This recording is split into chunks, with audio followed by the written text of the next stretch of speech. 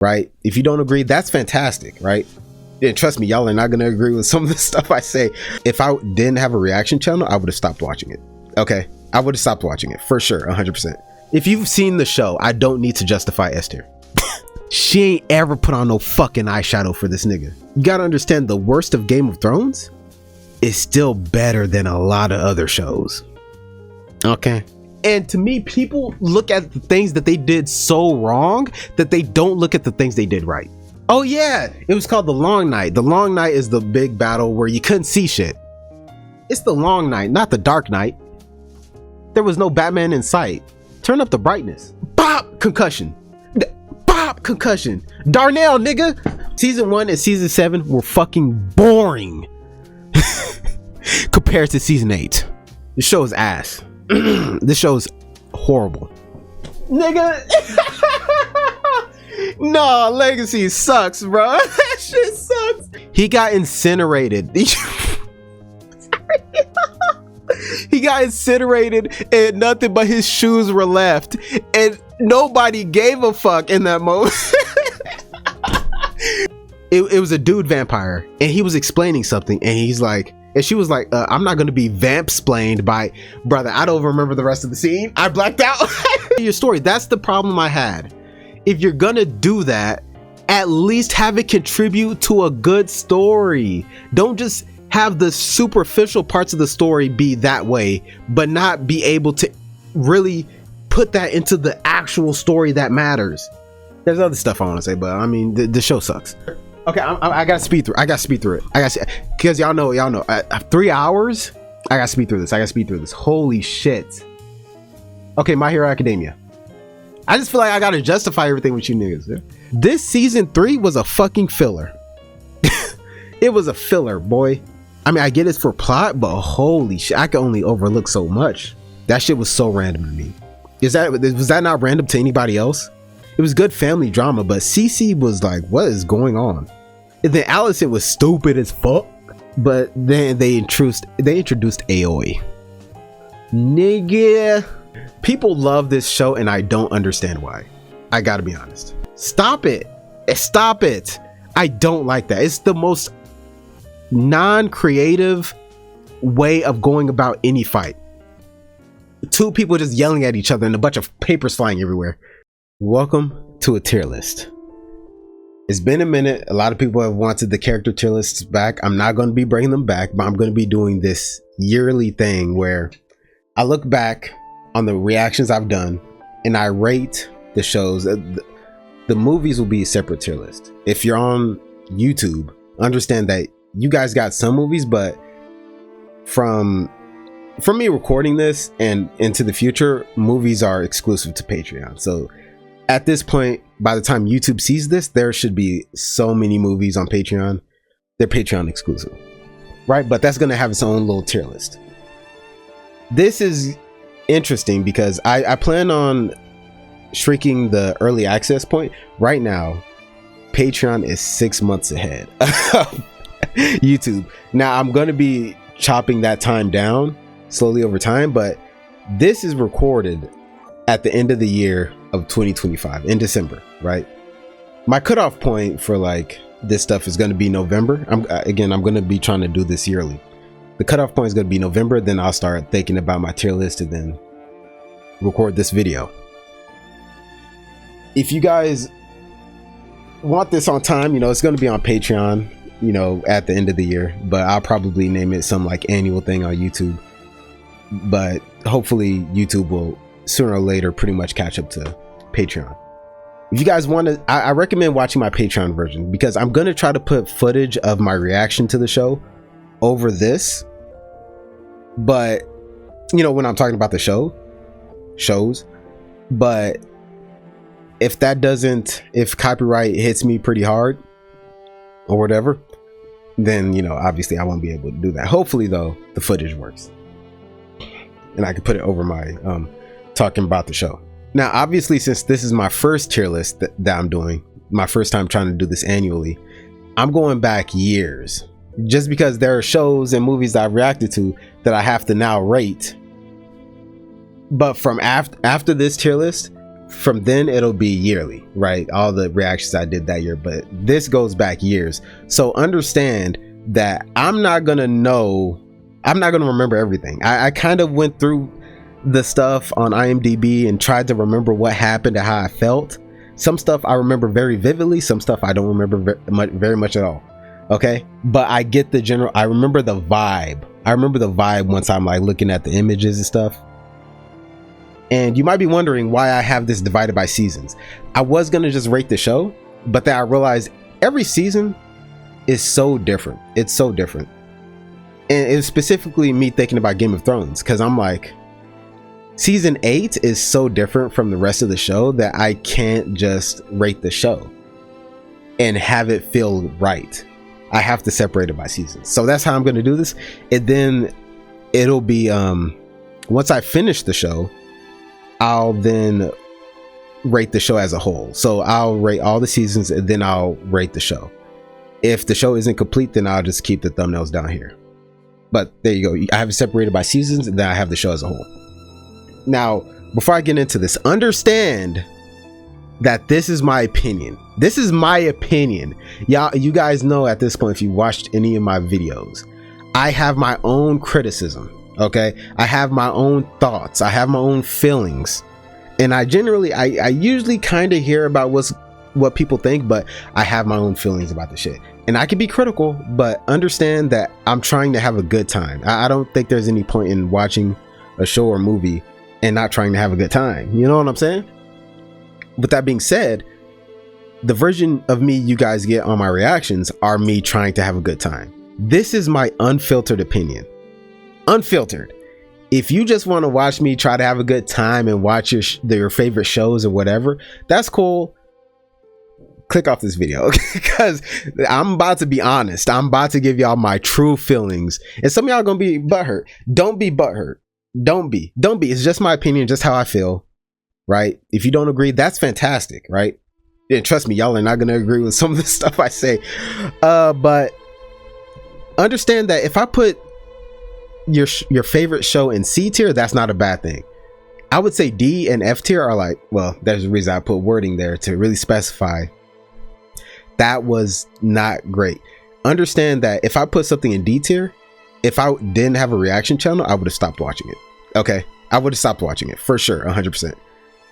If it's in D tier. If it's in F tier, well, worse. But C and above means like it was cool. Obviously S tier is like, come on y'all, come on. But again, I'm gonna start off with the earlier, some of these seasons I don't really quite remember, but I remember enough. But as I go into the later seasons, I'm like, okay, that was pretty recent. I remember that pretty well. And don't feel that like, I know anime seasons tend to have more episodes, but live action shows tend to be a lot longer, 2 to 3 times longer. So I think that's still balanced, and we're gonna see. Well, let's just get started, right? We're gonna start with Attack on Titan. Oh, and I should mention that the footage I pick for each of these seasons or whatever is going to be footage of that season, but it's not going to be, I'm probably going to pick one video that I uploaded, and that I feel accurately displays, you know, somewhat how I feel about the show as a whole, or how I feel about that season at least. And that'll be the footage that I put in the back. If you don't want spoilers, don't watch this video. I'm going forward with the assumption that you've already watched it, or you don't plan on watching it, or you watched me react to it, like one of them, right? And a big reason I'm doing this is because a lot of people don't expand their mind, bro. A lot of people say, oh, I like this, I don't like that, and I feel like everything has something to offer. And I get it if you don't like certain things about certain shows, right? My mom doesn't like it when shows are weird, you know, like, so she didn't like The Boys, but she liked Gen V, and I'm like, Gen V weird as fuck too. But I'm just like, some people just kind of immediately close themselves off from a whole genre or whatever because they think they don't like any of it, when really they didn't like a movie or two, and they assume all of them are like that. It's not the case. And this is a reason I'm doing this, is to kind of get you guys to, you know, maybe step out, you know, of your zone, because me, I kind of like everything. I want to get into everything, you know. And that's amazing because I get to experience so many peak things in so many different genres. I love it.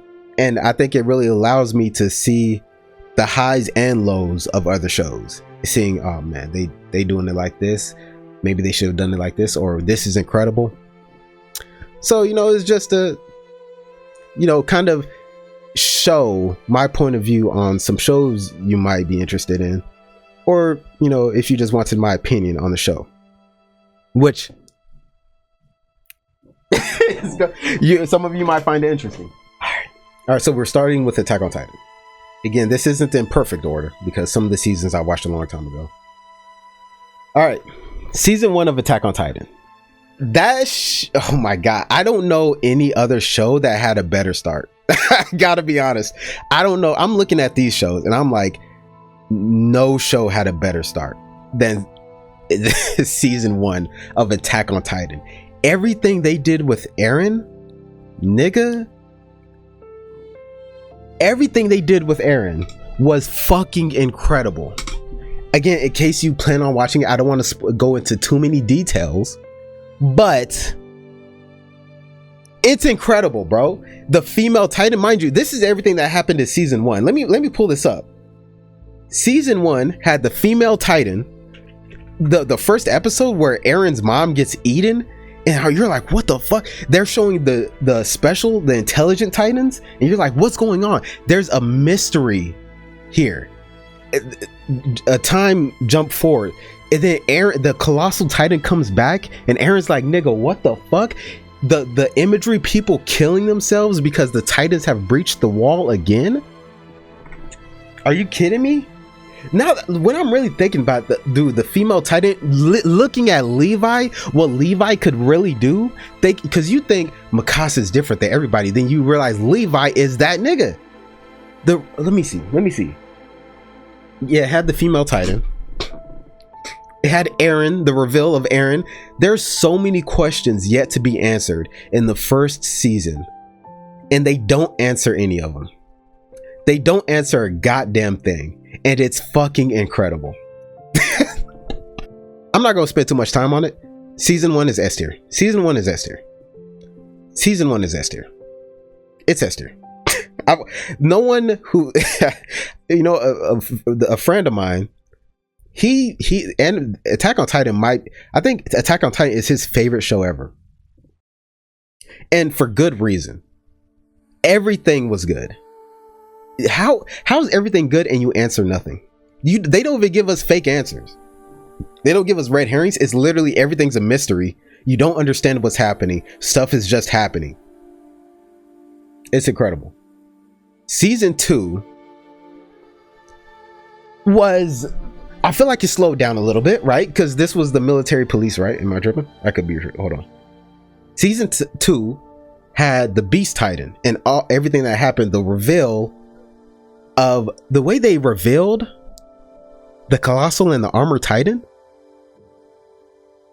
Nigga, Ymir, the way they, and mind you, this is when, I don't know why anime do this, but sometimes they'll go, one season will have 25 episodes, another season will have like 12. Season 2 had 12, and they were 12 episodes of it's not as good as the first season. I'll say it, in my opinion, right? But you start to understand the Beast Titan. There are more questions. You're more confused. I honestly, genuinely, I think I would put season 2 in probably C or B tier until they revealed the Colossal and the Armored Titan, and the way they did it, and the way is it's so damn good. My heart says put that shit in A tier. My heart says put that shit in A tier.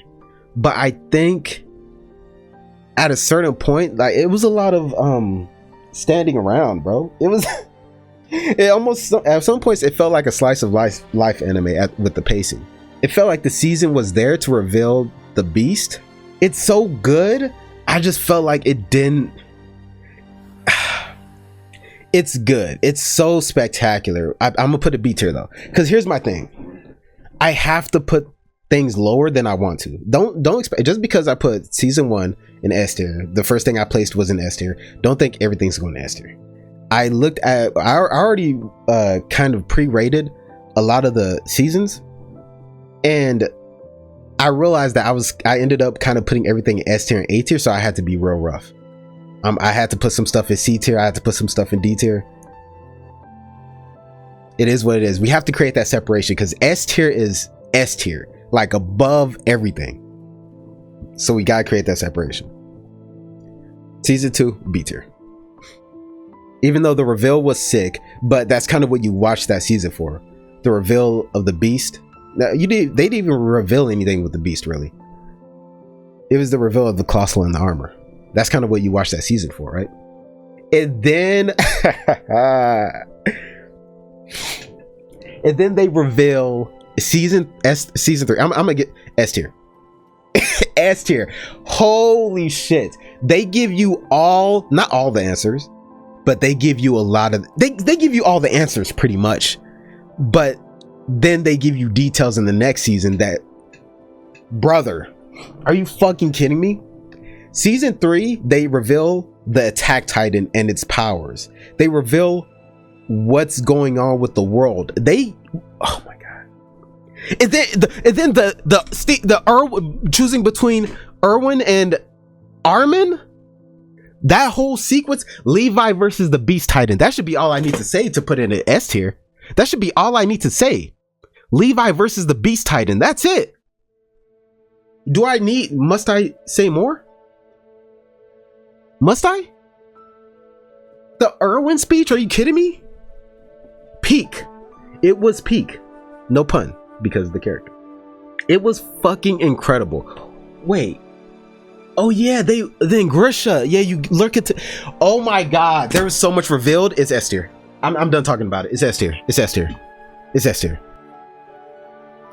If you've seen the show, I don't need to justify S tier. Season 4 so this is where they switched everything up. Some of the best openings in the show, right?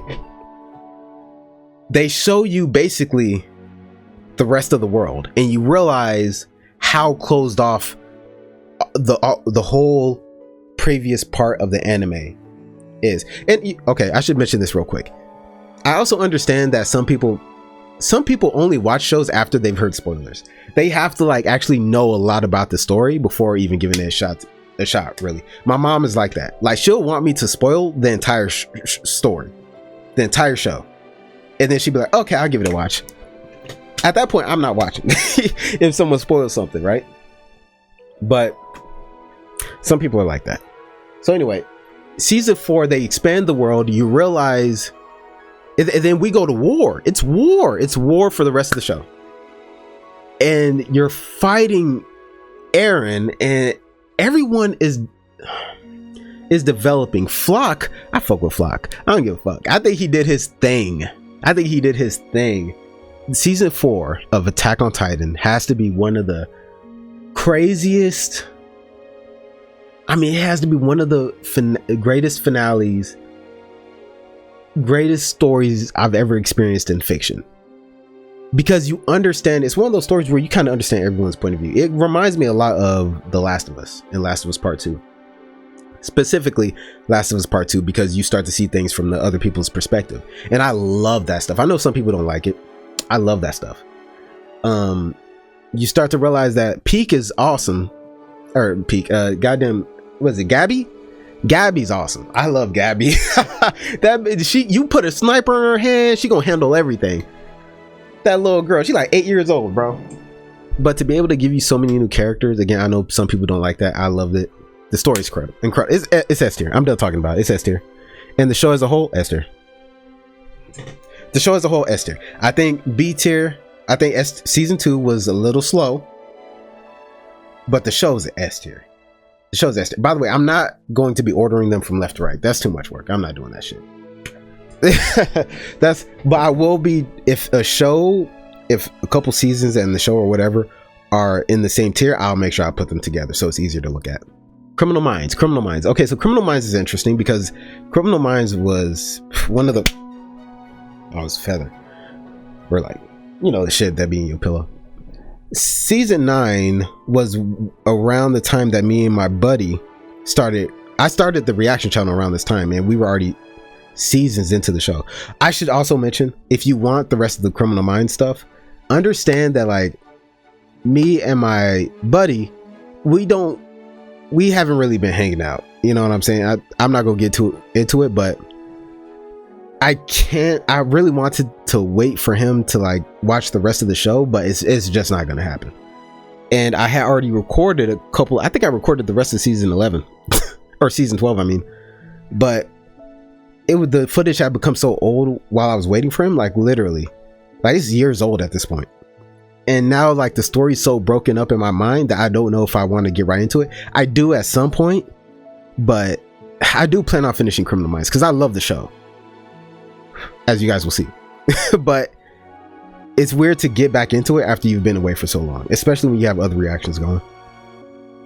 And Criminal Minds wasn't really doing numbers anyway, so it's like, why would I you know what I'm saying, why would I rush it? But I do plan on finishing it at some point, you know. All right, season 9. So this show is a very monster of the week type of format. What I think the strength of it is that all the monsters are so different backstories, different motivations, different situations. It's awesome. It's so creative. And I think season 9, so they brought back Princess temporarily, which already gives it a boost. I love Princess. I think this season has some of the most interesting cases. Like it had lobotomies. It had somebody was giving people rabies. Me and the dude I was reacting with, we were like researching rabies, bro. We don't have a cure for that. we don't have a cure for rabies. I mean, we have a rabies vaccine, but it's like, that shit crazy. There was a whole Family Feud one that was like, I love how crazy the cases can get. Someone was, I think he was like killing white people because during segregation, I guess a woman lied about being raped by him, and they castrated him. They hung him up in a tree and castrated him. So like some of the craziest. I think the episode was called Strange Fruit, which if you know, you know. I think it was also a song, or maybe they made a song based off of that term or whatever, but basically when black people were being lynched, you could call that strange fruit, right? It's like because they're being hung from a tree. And anyway, that shit was crazy. Like that season was so good. It was a fire season. It's B tier solid. It usually doesn't have an overarching story that's like, whoa, you know. All right, season 10, Jennifer Love Hewitt. I mean, I feel like that's all I had to say.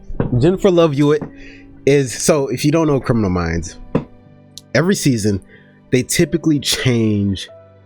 You can almost think of it as a slot in the group that always changes with every season. Jennifer Love Hewitt comes in. Was she my favorite, you know, special like guest type of person?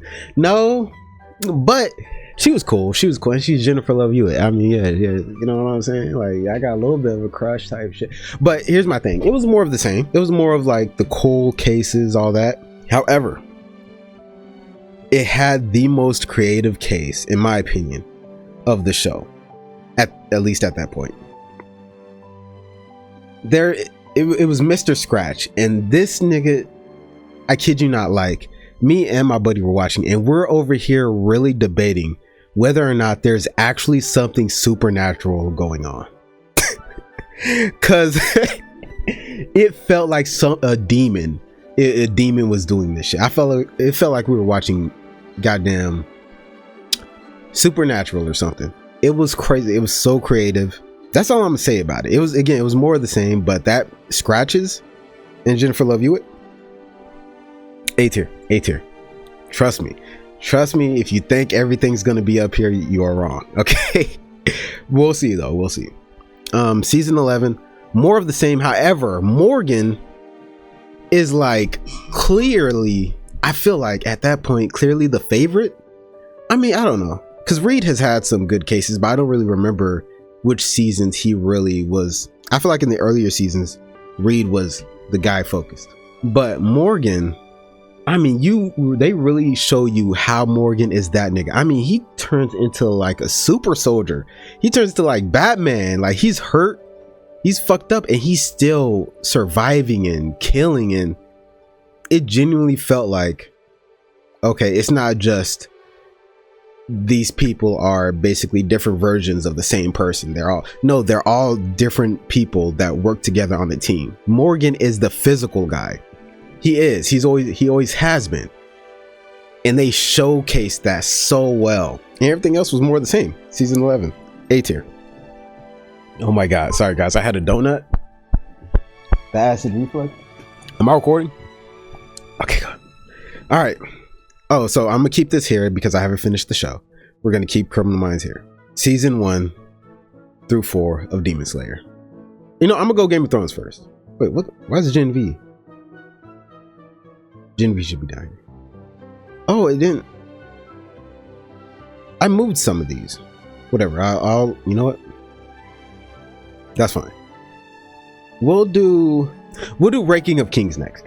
Ranking of Kings is a 1-season anime. And I always say this, brevity is a virtue. You should not be dragging things out. If you can finish a story in a shorter time frame without sacrificing anything in the story, do that. Ranking of Kings is a dense experience, but it's a great one. I think this show, it has had some great action scenes. It has some great emotional scenes. Very important thing in this show is character depth. I wouldn't say there's a lot of development, but the character depth in this show is like everyone has 2 sides of them. Everyone has 3 sides of them. Everyone feels like a person. They did a fantastic job with that. Literally everybody is unique in their character. And again, the action scenes are smooth, they're good. And they make you feel emotional. They make you feel like, wow, look at this experience. Mind you, the main character, Boji, in Ranking of Kings he's deaf? Yeah, he's deaf. But he's woefully weak. All the characters are unique. And I think it's a pretty funny show. There's one scene that I think I cried laughing. And it was just them tasting an omelet. And that shit was so funny to me.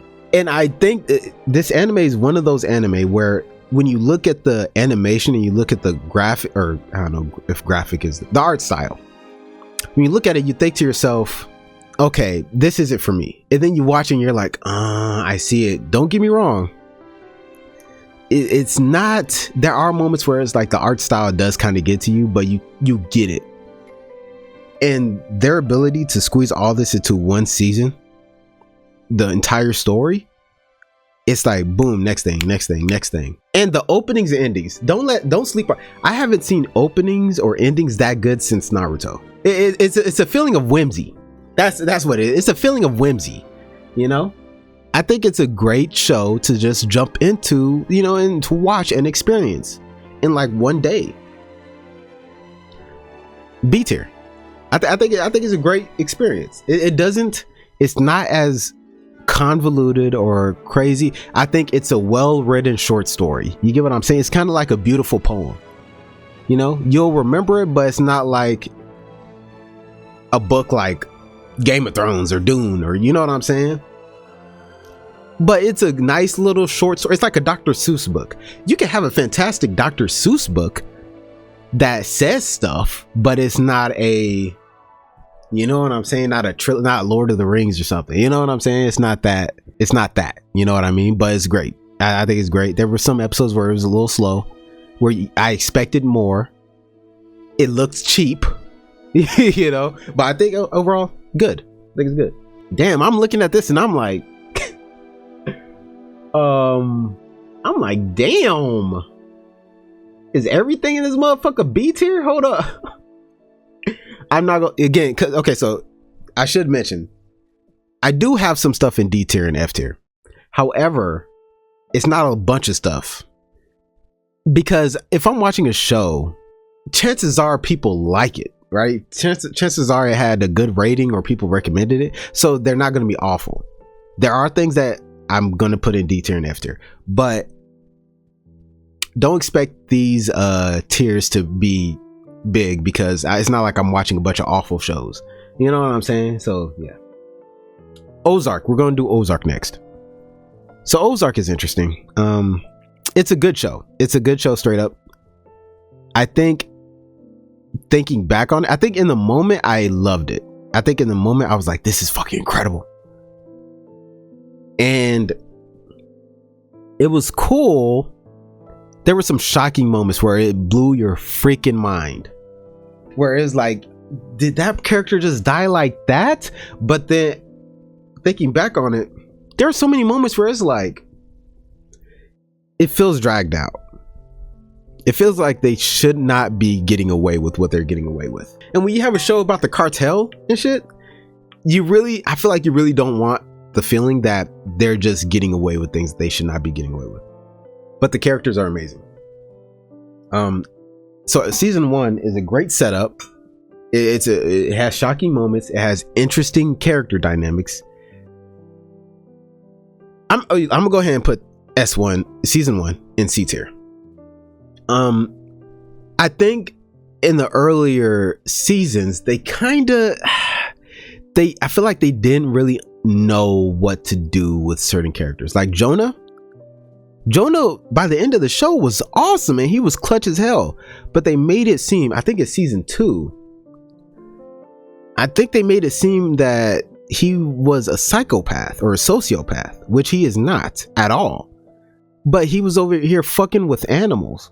And it felt like they were trying to trick us into thinking he's insane and he has a screw loose, when he's one of the clutchest characters in the show. Are you kidding me? I will say I watched this with 2 of my friends.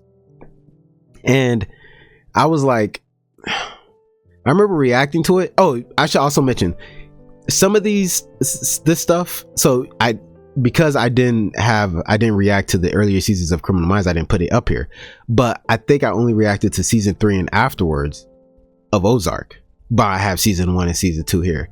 Same thing with Mob Psycho. I watched that on my own, then I ended up reacting to the last season. Don't think about it too much. I remembered enough of it to where and it was a short enough show where I'm like, okay, let me go ahead and put the earlier seasons and talk about them, even though I didn't react to them. So season 2 had more of the season 1, it was just more of season 1, right? But I think they were able to progress the story and really get into Marty figuring everything out and how they were going to continue with the cartel business. You just didn't have to worry about the characters as much. So now they set up the characters and now the characters are just interacting. But it's more of Ozark, but it's more of Ozark and like actually doing stuff, you know? Season 2. I'm gonna put in B tier. In season 3, everything changes. The quality is still there, but it's just chaos now. I feel like I wondered at the time, how they gonna get out of this? I think I remember thinking that at some point. I think season 3 is the best season. Is this the season with oh right, Wendy's brother comes into the picture. I think it felt kind of random, but he was such a chaos factor that you couldn't ignore him. He made the show so interesting, and the ending of it was so heartbreaking. And Ruth was doing her thing. Fuck, Ruth is always doing it. I love Ruth. Y'all, I love Ruth. I love that woman. Julia Garner, I think her name is. I love that woman. Love her. I wanted to put it in B tier, but I think I'm gonna put season 3 of Ozark in A tier. I think I'm gonna do that. I might change it, but I'm gonna put it in A tier for now. I have it as B tier, but I'm putting it in A tier. Season 4 was good. Ruth went crazy. There were some shocking moments. I think Ruth really carried that season. However, the ending felt rushed. I don't know. It felt like it was rushing to find a conclusion. It was interesting with Jonah holding up the gun. That was sick. It was cool. It was a cool ending, but it wasn't. I I don't know. I didn't feel like a finale, I guess. I don't know. There was something off about it. I think it was a cartel member that didn't speak a lot. I think he died in that season. And he was meant to be the guy. And he just, the way he died was so whack. Season 4 was disappointing. I would say. Season 4 had some shocking moments. But I think it was disappointing. I'll say it. I think it was disappointing. Season 4, I'm gonna put in C tier. Season 4, I'm gonna put in C tier. Am I thinking of the right season? Hold on, y'all. Is this the season where? No, season 3 was insane. Season 3 was the one where, yeah, I feel like it was good. It was good. It just wasn't up to the par that I wanted from Ozark. All in all, I think Ozark is a B tier show. All in all, which is good. I think it's good. I think that's solid. Yeah, Ruth just carried. I love Ruth so much. She was my first Roz for real. You know what? Season 1, we'll go Mob Psycho, because this is another show where I didn't record my reaction to season 1 and 2, but I recorded my reaction to season 3. But I feel like I gotta rank the first seasons too. Mob Psycho is a good show. It's a good show. The story, its characters, it's basically everything Ranking of Kings had, except it looked better. It had better animation. It was basically like that, and it didn't seem as whimsical. You know, it didn't seem as childish, right? But it was fantastic. I mean, the characters. I mean, the mentor Mob, he is so interesting, and you realize how interesting he is immediately, because he is a character. He's the most powerful psychic in the world. Most powerful psychic in the world. And there are other psychics, like that's why I say in the world. But he doesn't want that. You know what I'm saying? He doesn't want that. He wants, because he's a middle schooler. That's my thing about this show. They understand that, like, just because your character is something does not mean they are not what they are. Just because Mob is the most powerful person in the world does not mean he is not a middle school kid. And here's what I love about anime, and why, like, a lot of the character compliments that I give to anime characters I don't really give to other characters in live action stuff, is because in live action it really feels like, I call it Batman syndrome. I call it Batman syndrome because it feels like everyone wants a character to be one way all the time, every time. And if they change a little bit, that's cool. But now that they've changed, they have to be that way all the time. They cannot, if they're a serious person, they cannot make a fucking joke. And I hate that. I hate that concept, because nobody in the world is like that. Nobody is just one way all the time in every situation, you know? And I get the strength of having a character that's that consistent and is just one way. I get it. But, you know, a lot of the animes I watched, and I say anime specifically because that's where I usually see characters being different from their norm.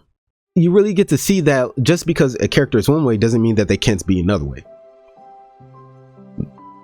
Dude, these donuts fucking me up, man. I'm not gonna lie.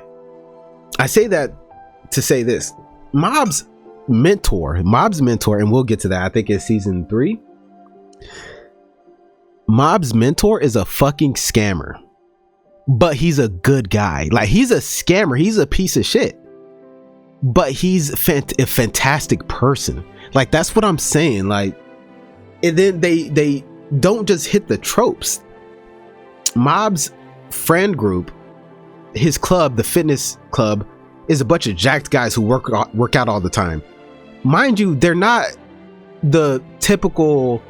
I will say media tends to like the juxtaposition of, oh, you expect these big muscle bound guys to be one way when really they're this way. That's pretty funny. But I think the Mob Psycho does such a good job because the fitness club is so supportive. And mind you, the thing about Mob that makes him interesting is that even though he's the most powerful psychic in the world, he is so physically weak. He has no talent for any cardio, strength, any of that. But that nigga could do one push-up and the fitness club will go ballistic. And I love that type of support, bro. I love it. And it's not just because you expect when the fitness club comes in and kind of is like, hey, we're the new, we're taking this area. They took the fitness club from the club that Mob was in previously, I think. And you expect them to kind of bully them out of it, but they didn't. They don't give a fuck. They're just there to lift. You can chill here if you want to. You know? And I just, that's all over this show. And I love that. And the action is fantastic. I'll get back to that. I think season 1 is fantastic. A tier. Season 2, the mentor grows. The scammer mentor grows. I think honestly this arc is very much a character development arc. This is an arc where Mob is doing his own thing and he's kind of becoming his own person a little bit. A lot of it. Because he starts to really realize that his mentor is using him. And I say he's a good guy, but he's a good guy in the sense like he bans Mob from using his powers on other people. You get what I'm saying? But he also uses it for personal gain. You know? It's like but he learns that you cannot just lie and use Mob and expect Mob not to be a kid. Basically. He's about to basically get exposed and he's like, I fucked up. And I think he apologizes to Mob, but in his own way.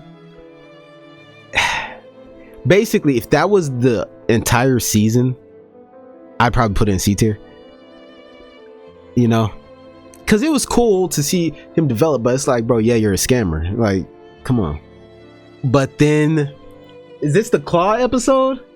Oh yeah, they attack Mob's house and the teleporter. That's all I should be saying. Teleporter versus, I think, Teru? I think it's Teru is his name. Teru and the teleporter have a fight that's so fucking clean, and then all Claw is fighting. That fight was so... Nigga.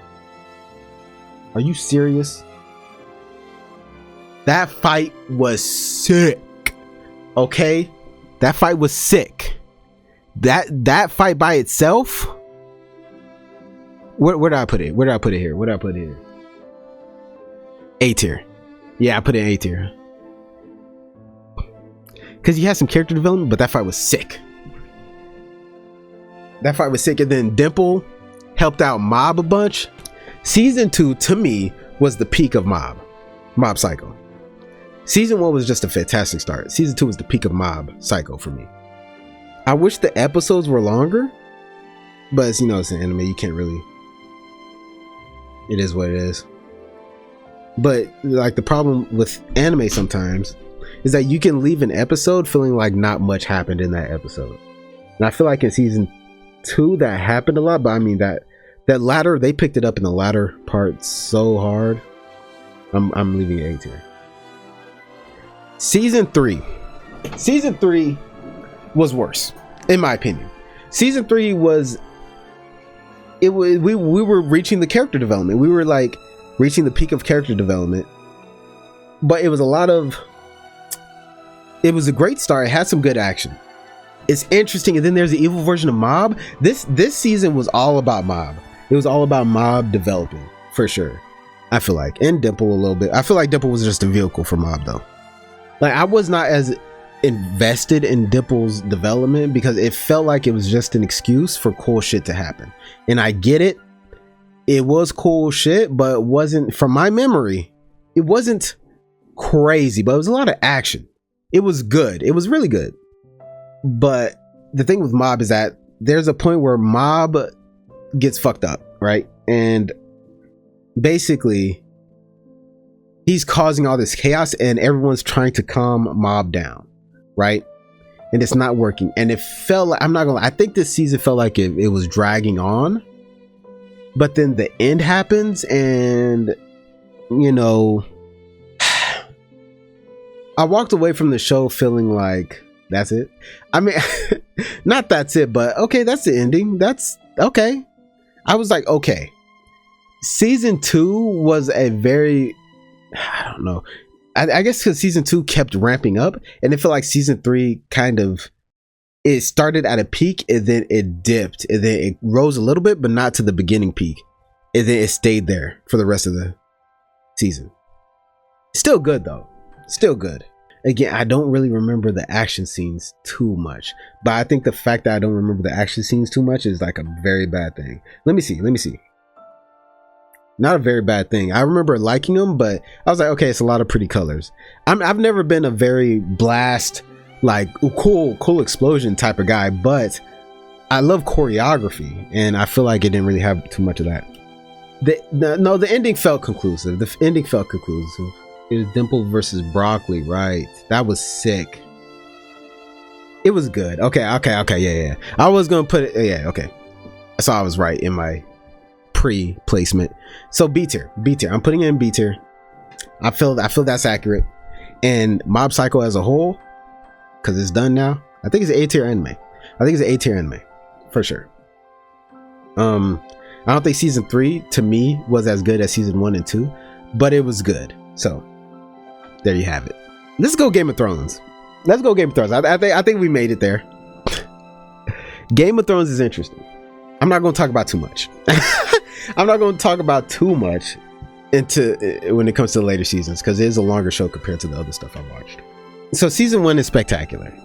Season 1 is a lot of learning, right? Some revelations about the black hair, but Ned Stark was Ned Starking up the joint. I mean, when I picture Naive, it's Ned Stark. When I picture Naive in Game of Thrones, it's Ned Stark.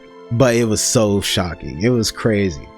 I think though it was a slow start.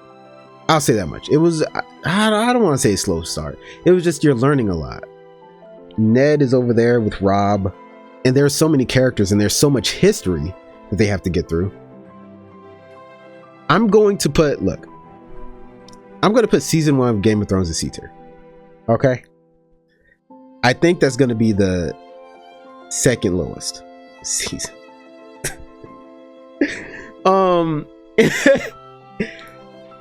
Season 2, I think Tyrion it becomes the Hand, right? So that's interesting. That whole situation is interesting because you realize Tyrion's able to, because you knew he was smart. Didn't really get to see too much of it, but you knew he was smart, right? Like in this first season, but you knew he was smart, so he got to kind of show some of that in season 2. He brought Shay, the funny whore, with him, which probably wasn't the smartest thing, but Shay, she had it when you get a thin little Latina. I mean, I don't know if she's Latina, but she got the vibe. When you got, but them skinny ones be like, I don't know, anyway. Bronn was being awesome. Oh, Theon goofy ass was trying to make himself a man and shit. But I respect it. I do. Like, you trying to strike out on your own, but you were raised by the Starks, but you were also kind of given away by your father. So it's kind of like, oh Jesus. Theon has some stuff to work through. Jon is with Craster and them, trying to learn their secrets, trying to learn Craster's secret. Oh, and they're at Harrenhal. So Tyrion, this highlight for me, Tyrion and Arya were interacting, and this is what I'm saying. I kind of complained about this when I was watching The Boys and Gen V, and it was the highlight for me in this season. And that's Tyrion and Arya interacting, because it felt like you had two competent characters that are smart, and they're interacting with each other. I love that. They're just kind of like, it's like watching a sword fight, but with words. And I loved every second, and it felt wholesome, even though you knew Tyrion was fucking crazy. You knew Tyrion was crazy, but you still, like, you fucked with the whole interaction. Like, Arya helped Tyrion look like a father, and it felt like Tyrion almost saw Arya as the type of child he would want. But he don't really fuck with Jaime. He don't really fuck with Cersei for real. He really don't fuck with Tyrion. They're just vehicles, and it felt like, not Tyrion, sorry, Tywin. Was I saying Tyrion the whole time? My fault. You can see how Tywin would treat his children if he wasn't a Lannister. It's the fact that he's a Lannister that he does the things and makes them do the things that he does. It's because they're Lannisters, right? But if he was just a normal farmhand, you know, butchering a deer and shit in the middle, like, I feel like him and Arya would be the accurate, like, how he would be as a father. You know what I mean? And I think he appreciates the fact that he's able to talk to someone who seems to be able to keep up with him. Even the first interaction where it's like Tywin is like, this little girl is smart because she's pretending to be a boy. You can just tell that Tywin immediately respects her, and you don't get that vibe towards any of his other children. Tywin does not feel like he respects Cersei. It doesn't feel like he respects Jaime. It doesn't feel like he respects Tyrion. I wonder how much of that is because he is bro, I'm talking about Game of Thrones like I'm still reacting to it. But you wonder how much of that is because he's a Lannister, so he holds them to such a high standard that maybe it's impossible for them to meet. Because let's be real, Jaime's like one of the best swordsmen in the damn world, if not the best, I guess. So like even it feels like sometimes even Jaime can't make the nigga happy. Maybe I'm tripping. I don't know. I don't remember too many interactions between him and Jaime, to be honest. But Tywin seemed the most at ease and wholesome with Arya. And then you see Renly and Marge Simpson. They're introduced, and they're I think the Shadussy, the shadow pussy monster, killed Renly. They hold my boy Renly, and people don't believe me when I say Renly could have been a great king and he could have won the war. No one believes me, bro. but y'all saw how the show ended. Y'all rather Bran is the guy, huh? Bran's your king. I mean, it's not like I hate Bran, but come on, y'all. I think Renly would. I'm not saying Renly would have been perfect, but I'm just saying when a show removes a character using something that is never used again because it's that strong, that's, to me, that's the story telling you he's too powerful to be alive, so we need to kill him. That nigga had Brienne on his side, loyal to him. That nigga had Marjorie Simpson on his shoulder, bruh. And she was gonna allow him to plow the knight, Sir Loras, who's also a talented soldier. And you gonna sit there and tell me really didn't have the wind in the bag, low key a little bit, but he got killed by a shadow pussy monster. He got hoed. Renly's my king. Anyway, if that was it, season 2 would probably be A tier for me. However, across the Narrow Sea, everything Daenerys was doing, because from my memory, nothing interesting was happening across the Narrow Sea. But I feel like everything that was happening across the Narrow Sea was boring as shit. That's just my memory, though. I could be tripping. I have to put it in season 2. I wasn't interested in it. Damn, the Game of Thrones had a bad start for me, I guess. Season 3 of Game of Thrones. Well, in season 3, Roz died.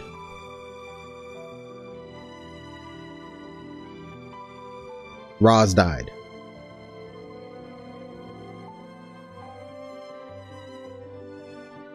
But then episode 9 of season 3 happened. It's S tier.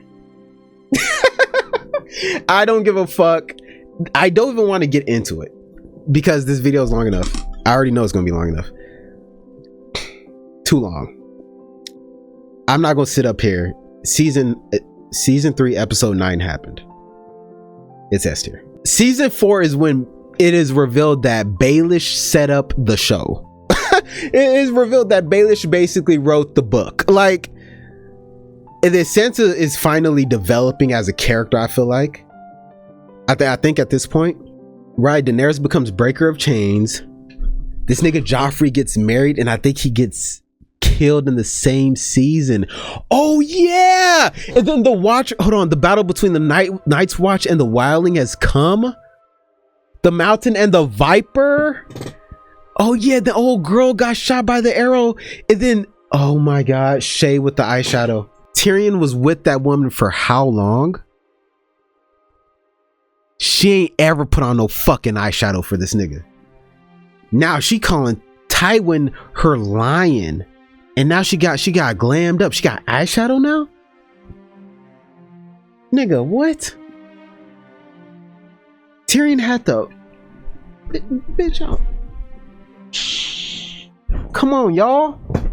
This motherfucking season right here, nigga. Season 4 is a fucking hit. Season 5. I'm liking this tier list so far. Season 5. Shame, Cersei. So Cersei gets, so Arya's training with the faceless people. I gotta be honest, I expected more out of Arya's training and the faceless people. It was cool. I mean, she was blind at one point. That was crazy. I don't know, season 5 was a mess now that I'm looking at it. Stannis arrives at Winterfell. Jaime and Myrcella, yeah, that whole Doran shit was they tried to kidnap the princess in broad daylight. And then the what was it, the sand snakes? I expected more out of them. The way they went out was fucking pathetic. I mean, I'm gonna be honest. I expected more. And then the whip chick, they were smart never to really let the whip chick do anything, because I was like, she is so disappointing. Like, how are you going to use a whip to fight?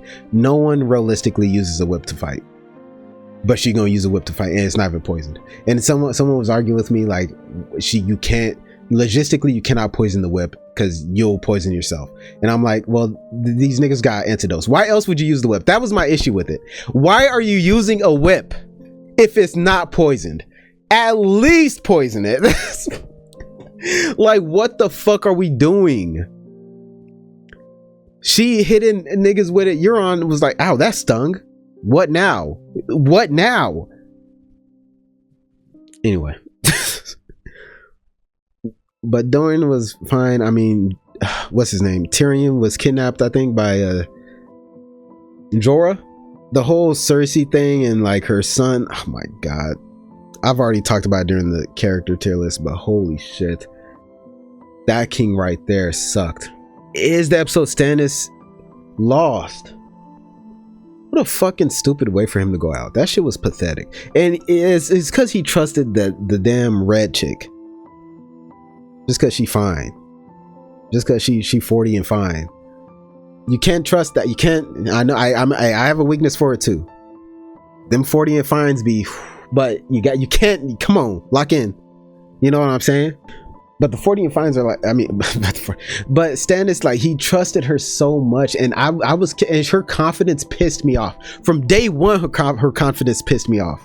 I'm gonna put it in B tier because even though it had some whack stuff, it was still more interesting than, like, it was, to me, it was more interesting than season 2. Even though it had more whack stuff, it balances out. You know what I'm saying? It balances out. Season 6. Probably my favorite season. Probably. I don't know. There's some fucking hit seasons, man, with this show, boy. Season 6 felt like the finale before the finale. It was phenomenal the whole way through. I mean, the ending, the finale of season 6, mind you, this was Battle of the Bastards, and the opening of season 6. Dude, Battle of the Bastards back to back, when the last 2 episodes of your season are 9.9s out of 10 with 200k 300k votes. 9.9 out of 10.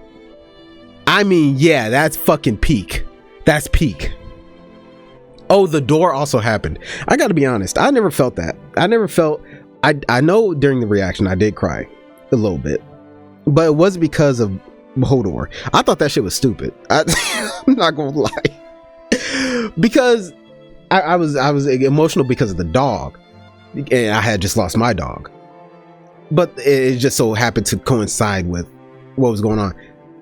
People were talking about how emotional they were. I was just thinking, as I'm seeing Hodor, because mind you, I don't fuck with Hodor. I think it's because he's slow. Everybody like him, but he almost got our team, our ragtag crew, killed multiple times. The times where he was useful was when he was just carrying shit, and or Bran was piloting him. That's when he actually did smart shit. And here's my problem with holding the door. I still to this day don't really know, when he was holding the door, was Bran still in control of him? I couldn't tell. I don't remember. Because if that's the case, because Bran had to get control of him, right? At some point, and they didn't show him releasing control at any point. But anyway, they showed the Hodor backstory, and I thought that shit was stupid. I was like, what does that have to do with anything? Like, well, how random is that? Am I tripping? How random is that? That he's just so happened that he like had a seizure or something as he was saying, hold the door. And then he dies by holding the door. That would have hit if it didn't happen right at this, if you didn't get that backstory at the same time that he's dying. It just feels made up then. It feels like the writers were like, let's make this shit poetic. I feel like they should have put that backstory way before, at least when Hodor was, again, there were times where he almost got us killed. But they should have told that story a season before. It then had him dying holding the door. But the fact that he had a seizure saying hold the door, and now he only says Hodor, is that not literally, as I'm saying it out loud, does that not sound stupid as fuck? That doesn't sound stupid. Okay, I mean, you can have that opinion, it's fine. That was stupid. I just couldn't get over it, and it felt so made up. It felt so like random, because it'd be different if there was like I don't know, they should have set it up better, bro. It felt incredibly random, because like, yeah, if you just make up a backstory right before someone dies, you can make anything seem poetic. But I feel like they should have set it up way before to make it like, ooh, and not referenced it. Like, depending, they would have to put on the viewer to be like, hold the door. But, and I didn't give a fuck about Hodor. I'm gonna give, again, hey, I told y'all, unfiltered. I didn't give a fuck about Hodor. The whole show, I didn't give a fuck. And I was waiting to give a fuck because other people gave a fuck. But you know me, I'm gonna wait. I'm gonna give it a shot. But I was like, I don't give a fuck about Hodor. Because it would be different if he was, here's my thing. It would be different if at some point, you know, like if at some point he did something that was like, wow, Hodor. He only ever like carried Bran. I mean, he only ever carried Bran saying Hodor, bro. Otherwise, he was like, either he had to be controlled. Like if Hodor took it upon himself to rip old dude's head off, and like he was sad about it, he was like, I have to do that, or whatever the fuck, Hodor. That would have been like, okay, that's Hodor. Much love, Hodor, and we know you didn't want to do it, but they didn't even do that. And maybe, look, I would take everything I'm saying back if when they were going back and forth with him saying Hodor, or like hold the door, like going from hold the door to Hodor in the flashback and him holding the door, if his last words while he was holding the door, if he was yelling Hodor, and then it transformed back to hold the door, you get what I'm saying? And like just showing that for a second he was back, you get what I'm saying? That would have been hard, but they didn't do that. I mean, yeah, it's season 6 is Esther. Season 6 is Esther. Yeah, it is. It just is. I'm not gonna talk too much about it. Season 7, okay. I'm not gonna say that yet. Look, season 7, beginning of the end. in more ways than one. Theon had to leave his sister. Had to. The spoils of war. So that they did another, I think, one-shot scene where Daenerys was just blowing everything up, and they were fighting, and Bronn was doing his thing. It was cool. Oh, and Jon is stupid as fuck. Oh, here we go with this. I'm done reacting to it, but I'm still reacting to it. Jon, they capture the whites, right? Jon, for no reason, y'all, for no reason. And is this also, I think this is the same episode where he got saved. For no reason, y'all. This nigga Jon decides to try to like fight his way towards the Night King or something while everybody's getting on the dragon, and they're like, nigga, get over here. And he's like, oh, and then he turns around. Then they have to leave, right? And then his uncle Benjen comes in to save his life. Mind you, he looking more useful than Jon at this point.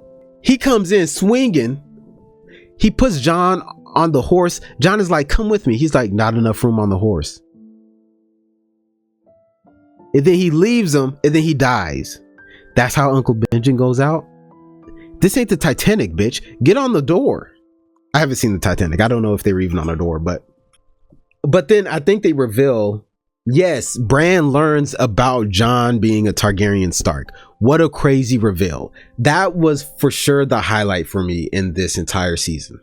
But that reveal being the highlight for this show, that's tough. But what's funny is my pre-placement of this season was going to be C tier, because that was the highlight for me. And Arya kills the phrase, but I mean, could have made it last longer. I mean, like, what then? Oh, then she turns it to Frey. That was pretty cool. Oh yeah, and I had beef with how Euron beat them people. The Sand Snakes, right? They were so disappointing. They got bodied by the same. Oh, brother. All this hype for what? But I'm looking at the ratings and people love this. I think the season 7 might have higher ratings than. No, it definitely don't got higher ratings than season 6, but it got better ratings than season 5. You know what? I'm changing this. Season 5 is going in C tier. Season 7 is going in B tier. Shame Monster. Yeah, I'll go with this. C tier, B tier. I'll go with that. Hard Home. Oh, Hard Home. That's when we saw the Night King for the first time really in action. Okay, that's cool, because everything else in this season kind of sucked, no? I mean, not sucked, but it was cool. Obviously, it didn't suck. If it's D tier, it sucked to me. C tier is satisfactory, you know? Season 7, I think, was... I don't know, man. No, because it had some peak, man. They had some peak. And I'm not gonna lie, them trying to kidnap a white just felt like a Looney Tunes mission. The Jon reveal is fire, but it's like... I guess if that's the peak, you know what? Yeah, I am gonna switch them. I am gonna switch them. Season 5 and then season 7. Yeah. Season 5 B tier, season 7 C tier. Season 8. So this is where things get interesting. You have to understand one thing, and I want to make one thing very clear before I play season 8. You got to understand that this is a tier list of every show that I've reacted to. After this is going to be every show I've reacted to in that year. Again, yearly thing. Understand that season 8 of Game of Thrones is for sure the worst of the show, but you gotta understand the worst of Game of Thrones is still better than a lot of other shows. Okay, it's still on par with a lot of other shows. Did they make some brain dead decisions? Did they make Jaime seem dumber than he is? For some reason they kept making short jokes about Jon. They made Tyrion look stupid. They made Daenerys look crazy. Cersei got a wax send-off. Jaime left Brienne. Brother, I mean, I guess you could go on and on, but people have already gone. You couldn't see shit during the damn what was it, the Battle for the Night? What the fuck is it called? the whole episode you couldn't see shit. Why did they turn the brightness all the way down during that battle? Why? And then why did they go about it? They just sacrificed like a quarter of their army, just threw them out there. Hey, yeah, go fight the whites. Could you imagine being part of that first wave and being like, I guess we're going out to die? Like, what did you think was going to happen? And then they started frowning when everyone died. Like, oh, all the lights, all the torches are down. What happened? What do you think? What happened? Season 8 had dumb shit. And then Bran acted like a Disney character. Okay, Bran acted like a Disney character talking about, will you be our king? He talking about, why do you think I'm here? Nigga, you can't see the future. You see the past, you see the current, you don't see the future, right? Three-Eyed Raven don't see that. Anyway, with all that being said, follow me, because y'all aren't listening. I know y'all stop listening. Y'all think y'all know where I'm gonna place it. Y'all don't. Y'all, promise you y'all don't. And y'all gonna disagree. But here's the thing. First off, Podrick singing Jenny of Old Stones, that was beautiful. And everyone, you don't know who gonna die. I feel like more people should have died, but you don't know who gonna die in this fight. You know what I'm saying? You don't know who gonna die. That shit is hard. Like Podrick just singing right after Jaime made Brienne a knight. Nigga, I cried. I was like, oh my god. Her whole arc was her trying to be a knight, and she became a knight. Theon's story by itself is better than half the shows I watched. Okay, Theon's story, season 2, he's hunting down Bran. Season 8, he's dying for Bran. Nigga, are you serious? Cut it out. Y'all not listening. I know y'all stop listening. I know. What's crazy is his whole story was him trying to be his own man and like being so selfish and trying to hunt down these kids, trying to hunt down Bran. Now he know it from his point of view. He's going against the Night King. Everyone else died from his point of view. He's going in to die. It's futile. It's over. But he still decided to charge at the Night King, possibly stalling him long enough for Arya to get there and saving Bran. Mind you, he doesn't know any of this. He died before seeing that what he did mattered. He died thinking that the war was over and they lost and the long winter was gonna happen. That shit could bring a tear to a nigga eye. And look, some people are mad that Arya killed the Night King and not Jon when they set it up. I was confused. I get it, but I'm not. And it's also the fact that the old girl was talking about blue eyes. She said, you killed someone with blue eyes. Nigga, Baelish had blue eyes. She killed him. So I was like, yeah, blue eyes. Yeah. What about it? She already killed Baelish.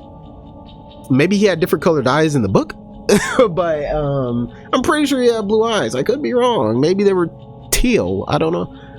But I guess that shit was stupid. I'll say it. But the way she killed him with the knife drop, that was sick. Was that not sick? And her whole scene in the library where everything was quiet, nigga, are you serious?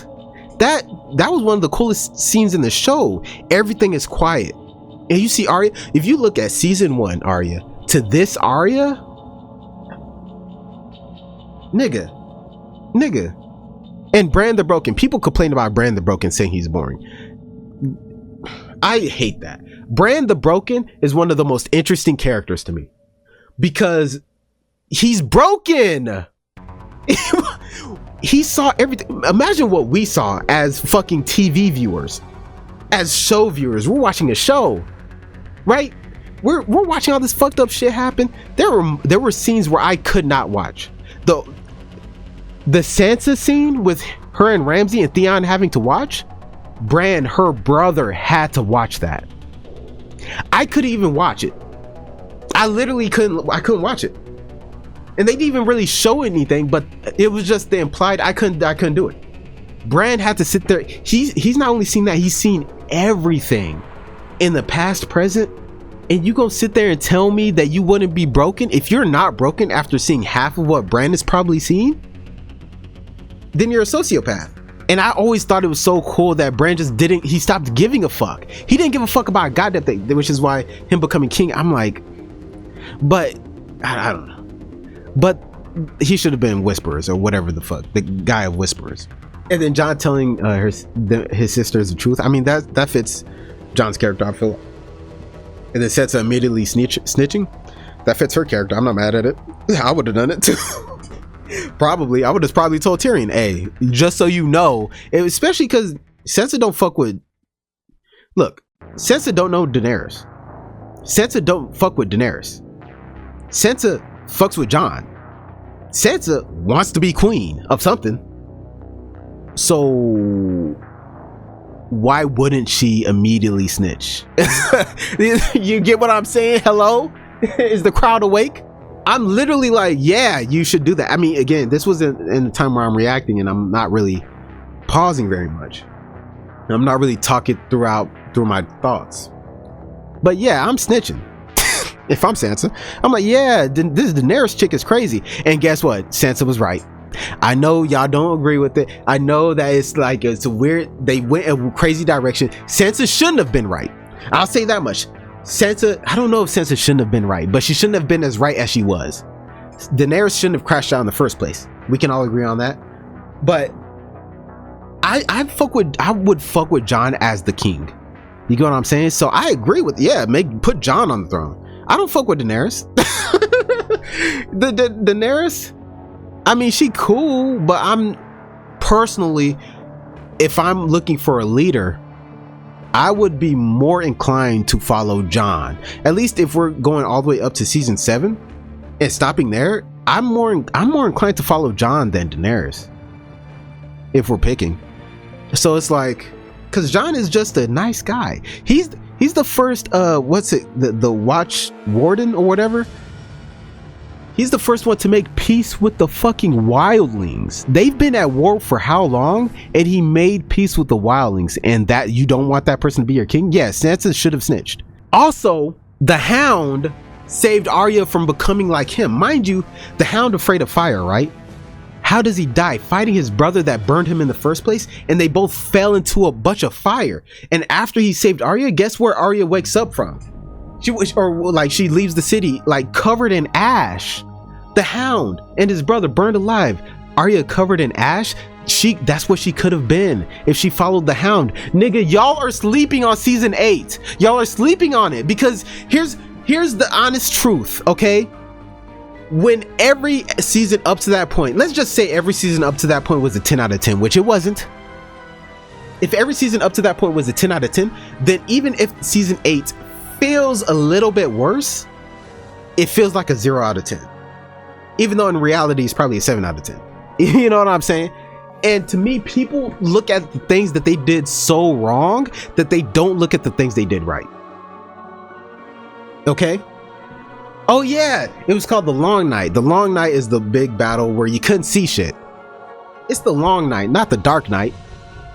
There was no Batman in sight. Turn up the brightness. Oh my god, but making Bran king was so fucking random, dude. Oh, you can't bear sons, so it would be. Well, he don't got to. I mean, like, even if he couldn't just pick some, you could have just been like, the council will pick every year. Okay, then you could just have kids, and then maybe they can run for president. Like, I don't give a fuck. Anyway, I don't know, Bran. So the way they went about it was crazy. I'm not against Bran. It's just either have Bran be the broken, but if you're gonna do that, don't make him be the king. Then y'all should. Bran is y'all should have just kept him broken, in my opinion. I mean, at that point, I would have rather the Night King sit on the Iron Throne. I mean, maybe. No, it's fine though. Like the way they wrote it, because they changed characters. Let's keep it real. They straight up just changed characters, and I hate that. But if we're going by the way they kind of wrote them or whatever, they seem to make Bran, whatever.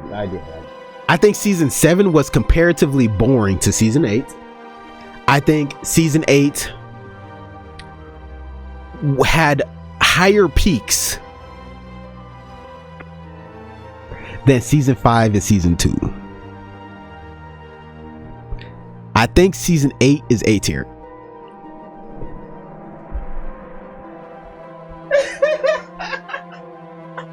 No, listen, bro, because here's my thing. It's a finale, right? Their conclusions. Daenerys died whack though, but the dragon carrying him off, like, that shit broke my heart. The dragon carrying their dead mother, that broke my heart. Like, it felt conclusive though. It felt conclusive, and some stories ended in a way where I was like, nah, I gotta keep it real. Season 8 is not A tier. It's B tier though. It's not A tier. I wrote C tier on my pre-placement, but realistically, after saying everything I've just said, season 8, if they just made some fucking mind-blowing, season 8 should have been S tier. I don't know why they chose to do the things that they chose. Like, everything that I said, a lot of what they did to me was right. It was just they made decisions where it was so easy not to make those decisions and to come up with something better. How did Jaime with one hand beat Euron after Euron bodied like a whole ship crew? One hand. Jaime had stopped training, bro. He ain't got his card. Well, no, he was there in the Long Night. Some more people should have died, bro, in the Long Night, in my opinion. I don't know. But he never used his hand for combat, which is crazy. It's a gold-plated hand. I don't know if it's pure gold, but it's a fucking hand. Just bop, concussion. Bop, concussion. Darnell, nigga. I don't know why Jaime never did that. He was so stuck on the sword. put me in the writer's room and I'm telling you, I'm making season 8 S tier. And I'm not even changing that much. It could have been so fucking fantastic. And again, it had great moments. It's just, here's my thing.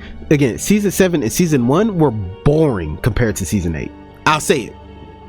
Season 1 and season 7 were fucking boring compared to season 8. Again, it was a shock when Ned died, but Ned kind of went out in a crazy way. in a naive way. But that I'm not having one moment be the deciding factor. I think they did a good job at explaining things. Wait, hold on. No, that was season 1 was also the season where you realize what's going on with Cersei and Jaime. What a crazy start.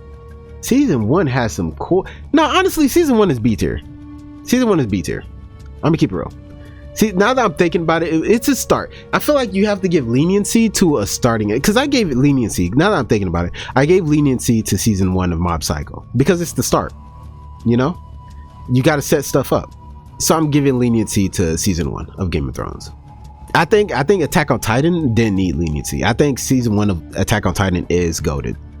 I don't think it needs leniency at all. I guess because they didn't really have to spend a lot of time explaining things, because they don't explain shit. Like it's supposed to be a mystery, so they could just kind of jump into things. So so yeah, I'm sticking with this. Season 3, season 4, season 6 are S tier. Season 1, season 2, season 5, season 8 are B tier. Season 7, C tier. Game of Thrones as a whole, you might think I'm gonna put it in the middle, A tier. You might think that. I don't think you can realistically sit there and call Game of Thrones an A tier show. I think you have to call it an S tier show. You're up there with the GOAT Attack on Titan. I think season 3, season 4, season 6 are so good, and I think the conclusion of season 8 is good enough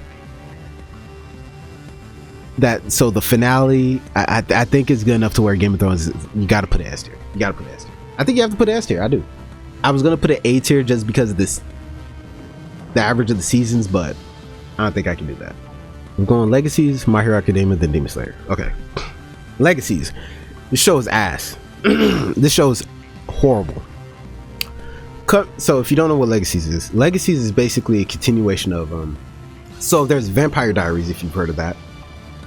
Vampire Diaries, and then Vampire Diaries had a spin-off called The Originals. My opinion, at a first glance, if I reacted to it, I'd probably put Vampire Diaries in B tier, maybe B or A tier, and I'd probably put The Originals in A tier, maybe S tier. A tier probably. Legacies, let's get to it. Oh, I wrote this show is awful here. Here's my thing. The best part of the show, let me just like get some stuff off my chest. The best part of the show is so it's a monster of the week. It starts out as a monster of the week show, right? Every week there's a random monster that the kids have to handle. The best part of this show, so I reacted to it with a friend of mine. We both agree that the show's awful, and we both agree that the best part of the show is making fun of it. Making fun of the show is by far the best part of it. Like honestly, I could rewatch it and make fun of it. It's that much fun. And also Dark Lizzie, if you watch the show, Dark Lizzie, we love some Dark Lizzie. And they have some Hope is bad as, you feel me? But these characters are ass. Hope, I couldn't tell you how many times she's learned the lesson that you cannot handle everything on your own, so stop trying. And then she's like, you're right, I can't handle everything on my own. And then she tries to handle everything on her own. I swear she's done this like maybe 7 times. At one point, let me tell you how stupid this show is, just in case you're not like clocking it. At one point, so there was a monster, right? And this monster was basically, holy shit, it was so stupid. Just thinking about it is so stupid. Basically, you know the sword that's stuck, was it Excalibur? I don't fucking know. The sword that's stuck in the stone that you have to pull out, only the worthy can pull it out. So all the students are standing around this sword, and the monster is like, I'm being chased by another monster. Somebody has to use this sword to kill that monster. Only the worthy can use that sword. Tell me why they spent, it's 40-minute episodes, by the way, 40-minute episodes. Tell me why they spent the whole episode arguing about who should try to pull the sword. If everyone is there, why the fuck wouldn't you all just line up and try to pull the sword? It was a 40-minute episode. By the way, the monster looked stupid as fuck. Also, the vampires, like, when you expect them to vamp speed, they don't. Vamp speed is basically speedster. Like, boom, they're there. The lack of urgency that they use that shit is crazy. And it always feels like there's either a loophole or for some reason they just decide not to use powers. I'm sorry, I'm rolling this shit. That donut, boy. This shit is stupid. This shit is goofy. Season 1 after. Waste of time. Season 2 though had Dark Lizzie. Ooh boy, shit. When these characters turn evil, except Hope. Hope was fucking annoying. Hope is so bad, but she's the type of girl where, like, the guy with her, Landon, is awesome. But she's the type of girl where in real life, if you were to meet her, you would be like, the guy would break up with her, or they would break up, and then on Instagram, a bunch of people would comment, man, you lost her? You're a fucking idiot. How could you lose her? Look at her. It's so superficial. It's so superficial. Because she's attractive, but like, you don't know her. Hope is the type of character that you don't know, bro. She's dead ass a bitch. But here's my thing. Here's how the writers balance it though. She's a bitch who will do anything she can for her friends. You just don't like her. I mean, I didn't like her. Me and my buddy of mine didn't like her. We liked looking at her. But Dark Lizzie carried the show. Anytime she was around, she carried the show. Her being evil, it felt like that was her mode. And it feels like a lot of these characters are told to act stupid. Act terribly. Because I've seen some of these characters in other shows and they can act. It's just like they were told not to act well. But Dark Lizzie goes in. And Kai came back. That was pretty fun. That was cool. Look, this season was, I was like, okay, now we're getting somewhere. Season 2 was like, now we're getting somewhere. Season 2 is C tier. Season 3 has one of the best episodes. The episode being a fucking musical. The musical on this episode was probably one of the best episodes. It was this episode and like an alternate universe type of episode that were the best episodes of the show. And it was because they were so far away from the regular show that they were good. You know what I'm saying? They were so far away from the show, from what the show does regularly, that they happen to be good. But then there was a Star Wars episode. There's a goddamn Star Wars episode, and then you're reminded how goofy this shit is. But there's no common sense. I think a nigga tried to attack a monster with the butter knife, but he did it because like he was like, I think this is the monster. Okay, if you think that's the monster and you're trying to get them to show their true face, why are you attacking them with a butter knife? A butter knife, you're going to die. And he almost did die. This season though, I'm still putting it F tier. I don't give a fuck. Season 4. So season 4 was interesting. Season 4 had Hope with no humanity, but she was probably the most boring no humanity vampire yet. Okay, if you don't know, in this universe, vampires are allowed, they have the ability to shut off their humanity, which basically means it's not, they say it's like, oh, you shut off all your emotions. That's not true. You just kind of become an asshole. You kind of become a sociopath a little bit, like, but you still kind of have an attitude. You kind of get pissed off, I think, but basically you become evil, right? In a way. It's not like you're a fucking vegetable, right? You become evil in a way, sadistic sometimes. And the only way to get a vampire to switch their humanity back on is to show them something or have them experience something so emotional that they want to turn back on their humanity. Hope didn't have humanity, and she was boring as shit to me. So you could kind of, because sometimes it felt like she didn't have her humanity turned off. Hope with no humanity basically acts like Hope. You get when I said that she's kind of like an asshole. Yeah, that's me and my friend. We were like, oh, she's basically acting this exact same way that she normally does. She's an asshole. Like, so you don't really get that, because any other character, when they turn off their humanity, they are different. Like Dark Lizzie, they are different completely. It's fire. Anyway, Hope was kind of boring. I mean, she was, I won't say boring, but I mean the show's boring. So anyway, they use D&D, y'all. If you don't know what D&D is, Dungeons and Dragons. For the final fight, they basically set up a magical D&D session to simulate the battle. If y'all saw this simulation, y'all would be like, what? I almost want to put the scene on here in full. They'd be like, hey, I know I'm not weak, or I know I'm weak right now, but I still want to fight. And then they'd be like, +5 to courage. Nigga. Nah, Legacy sucks, bro. That shit sucks. The final fight fucking sucked. Y'all should have seen for a final fight, you're gonna wear your best battle gear, right? These niggas wore the most wackish shit. It seemed like any other day to them, like a random Wednesday, that the shit that they were wearing was not final fight material. One of the best characters, Essential, got killed, bro, in the worst way possible. He got incinerated. He got incinerated and nothing but his shoes were left, and nobody gave a fuck in that moment. Like, yes, they held a funeral, yes, they cared, but it genuinely felt like in that moment no one gave a fuck. Have I even brought up Alaric? I haven't even brought up Alaric. Alaric is an alcoholic. Every scene he's drinking something, and if he's not drinking something, he's being dumb. And it's like, and I don't know, this show should not be promoting alcohol like it does.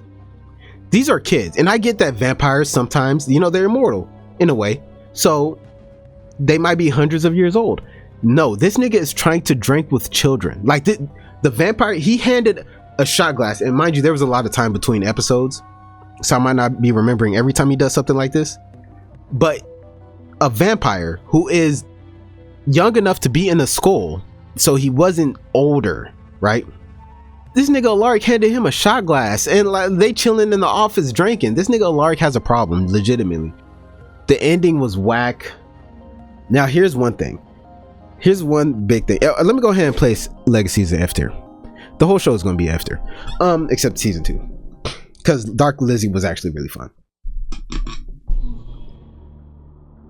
The problem with Legacies, the season 4 specifically, and why season 4 is F tier, is that Legacies allowed me to see. So when people complain about woke, let me not even go there yet. Let me complain about another thing. I'm sorry, y'all. My number one pet peeve, I would say number one pet peeve in any show, and The Boys does this a little bit, is when there is a character development and then it is reverted. Not in a good way, but in a we need the show to keep going type of way. Zuko, for example, is a good example of character development, but kind of his actions, he made a decision. Zuko from Avatar, he made a decision that was like, oh my god, all this progress you made and you do that, but it was still progress because like he just did an action, but it was once he went back to his home, all this was under a different context. Like Zuko was different, he just made a decision that the old Zuko would make. You get what I'm saying? And then like that helped him progress, and that was such a cool twist in the story. So that's a way that a character can develop and maybe do something that the old version of them would have done, but still be development. My pet peeve is when a character develops and then they revert it. They do that, I think, for every character.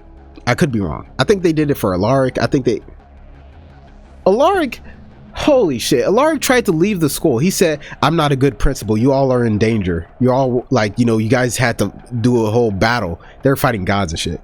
And you know, so I'm a horrible principal. I'm like, so he's like, I'm shutting down the school. I'm like, nigga, the reason you created this school, well, I guess it was, well, a big point of this school is to have a place where all the magical students could go. And you're going to shut it down, leaving them to the world, leaving them to other schools. Mind you, he saved some of these kids. Some of these kids were found feeding on other kids. So you're just going to throw them back into the wild and just so they could cause chaos? MG, one of the nicest vampires was a ripper. What are you talking about, bro? Anyway, pet peeve. But anyway, some people complain about woke, right?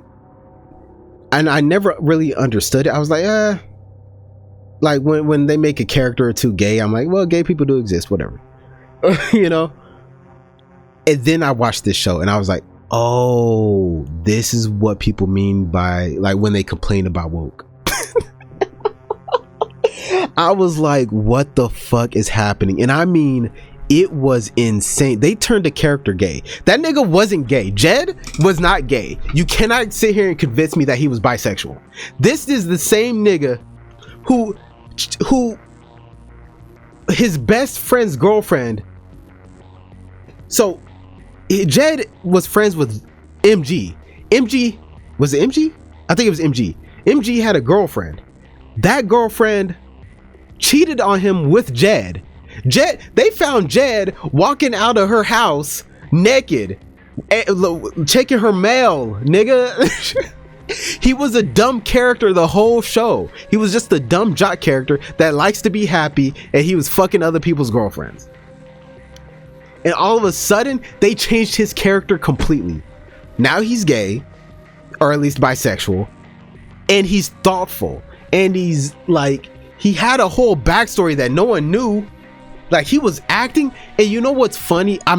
Look, I don't want y'all looking at me crazy. I'm not complaining about the fact that he was gay. You know what's funny about that? Season 4 Jed, we liked him more than the previous Jed. We were like, where was this guy the whole time? The whole time? Where was he? Y'all just changed his character completely.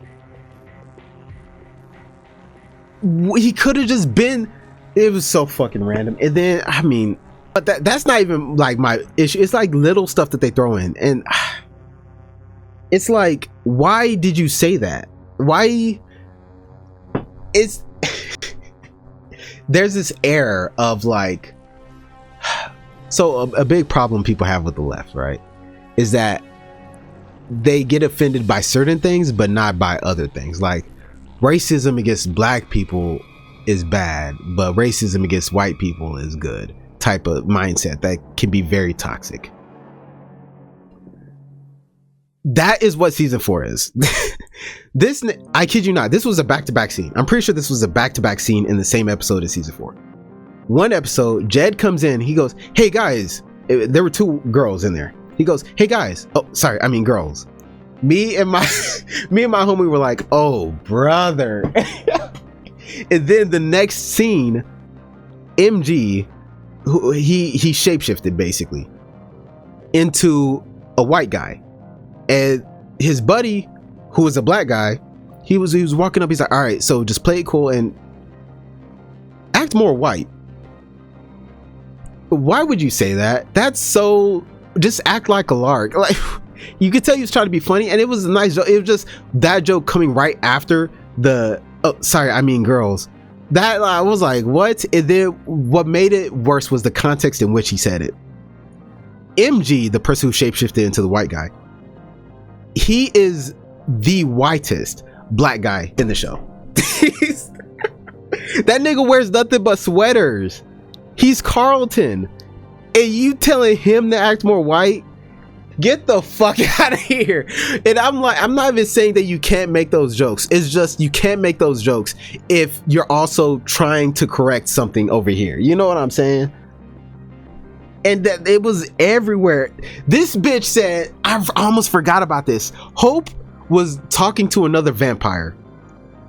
It was a dude vampire, and he was explaining something, and he's like, and she was like, I'm not going to be vamp-splained by, brother, I don't remember the rest of the scene. I blacked out. it was insidious. It was, I couldn't fucking do it, man. I was like, this is crazy. And then they still had the nerve to not go all the way, bro. They had the perfect opportunity for the god that they had to fight. What was he, Zeus? They had the perfect opportunity to make Zeus a homophobic person. They didn't. I don't think they did. For what reason? Because the god that like they were trying to protect, his son, Zeus's son, was gay. Straight up. Why wouldn't you make it about that? No son of mine, no god of mine is gonna... It's right there. If you want to be woke, at least have it be part of your story. That's the problem I had. If you're gonna do that, at least have it contribute to a good story. Don't just have the superficial parts of the story be that way, but not be able to really put that into the actual story that matters.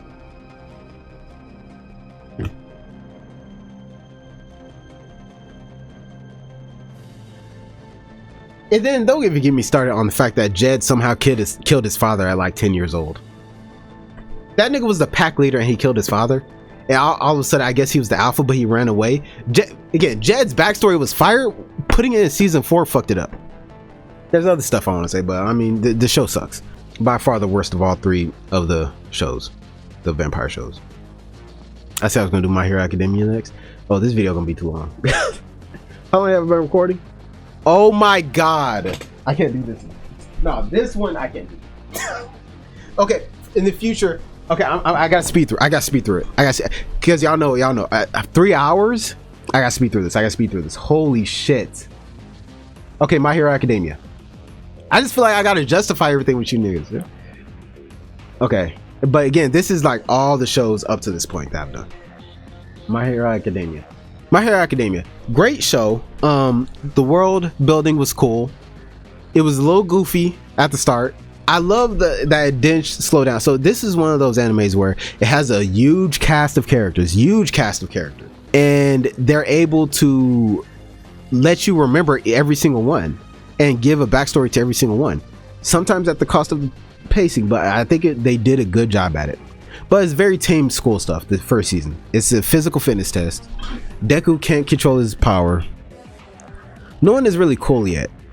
Even All Might. I mean, All Might is cool. Like, he's the #1 hero, but you don't see anything that's like I mean, he punches the air so hard. I think he like made it rain. I think he changed the weather somehow by atmospheric pressure or something. That's cool. But you're waiting for the real shit. It was decent. It's C tier. And then the sports festival happened, right? And it feels like a bunch of gimmicky stuff. Like it's like, oh, you characters have to do this. You guys have to race. And it's like, you get it. It's just for fun, kind of. But I mean, the horse riding or whatever, that was cool. But when they got to the tournament, it turned up. But they did more of season 1. They introduced a bunch of characters and they showed you their powers, but you got to see them actually use their powers for real. And the strengths of certain people. Todoroki was growing. Bakugo was still crazy, but Bakugo is someone I loved from the very beginning. I love Bakugo. Well, past season 2, I'll say that much. And then Hero Killer happened. That shit is fire. But the problem with this is that Froppy was wasting time. I think they were going to Froppy and I was like, what the fuck? Froppy? She was doing her thing. That was cool, I guess. This is where they fight All Might. Right, and that was sick too. Bakugo and Deku finally working together. Bakugo's growing, and oh my god, that was good. I put it in B tier. I think season 2 My Hero Academia is B tier. Season 3, but Bakugo got captured, and that's lame because I need more Bakugo in my life, right? But everyone's feeling bad because the villains invaded, whatever. But that whole like them saving Bakugo, the scene of Bakugo blasting off was sick. But then provisional license program goes, and then Shiketsu High, they introduce a bunch of new students, new powers, and then Deku versus Bakugo happens. Nigga, that was clean. And then they introduced the top 3, and they show you why the top 3 are the top 3, but they only really introduce Mirio. But the fact that there is a top 3 in the school, you don't hear about them at all in the earlier parts of the show. but they introduced the top 3 and you're like, okay, this is like the top of the top. Like, they were introduced as basically they are heroes already, they're still in school, right? But because the first half of the season I feel like was not, I mean, again, Deku goes crazy, but it wasn't crazy. It was all right. I'm putting it in B tier. Season 4, Overhaul and Night Eye, right? This was when the Yakuza and people were deleting quirks. So this is when you got to see Mirio, part of the top 3, go crazy, and Deku go crazy too, full powered because of Eri, I think is her name. So that was good. I would say that by itself would have put this in, I mean, the Mirio was going so crazy, it was incredible. I would say I would put it in B tier, but then they took a break with the like this little festival event thing, the alien chick or the pink chick breakdancing was hilarious. I love that. But Gentle Criminal, that was cute. I would still have kept it B tier. And then they show the hero rankings, like the real heroes. We're done with the school basically at this point. We're not done with the school, but we're branching out. And Endeavor and Hawks, number 1 and number 2 hero. And then oh my god, the setup for this fight in Endeavor's past, the number 1 and number 2 hero fight a superpowered Nomu. That shit was awesome. I cried. That was probably the hardest I've cried watching a reaction, because when a nigga really fights when he knows he's done so much wrong in his life, even though he's a hero, he has saved people. Endeavor has saved people. But when you know he regrets so much and he's willing to sacrifice himself in order just to protect the future generation and hopefully they're better than him, and then, oh my god, redemption is what gets me, man. That's why Theon's story hits so hard for me in Game of Thrones. Redemption fucking gets me. Redemption is beautiful. I'm putting an S tier. Anything, I'm gonna keep it real. If the show makes me cry, like on some, like because of the show, not because of outside things like the Hodor episode, but because of the show, I gotta put S tier. Season 5, Class A versus Class B. It was cool. It was fun to see all the students fight each other. I always love stuff like that. I love stuff like that. And teaming up.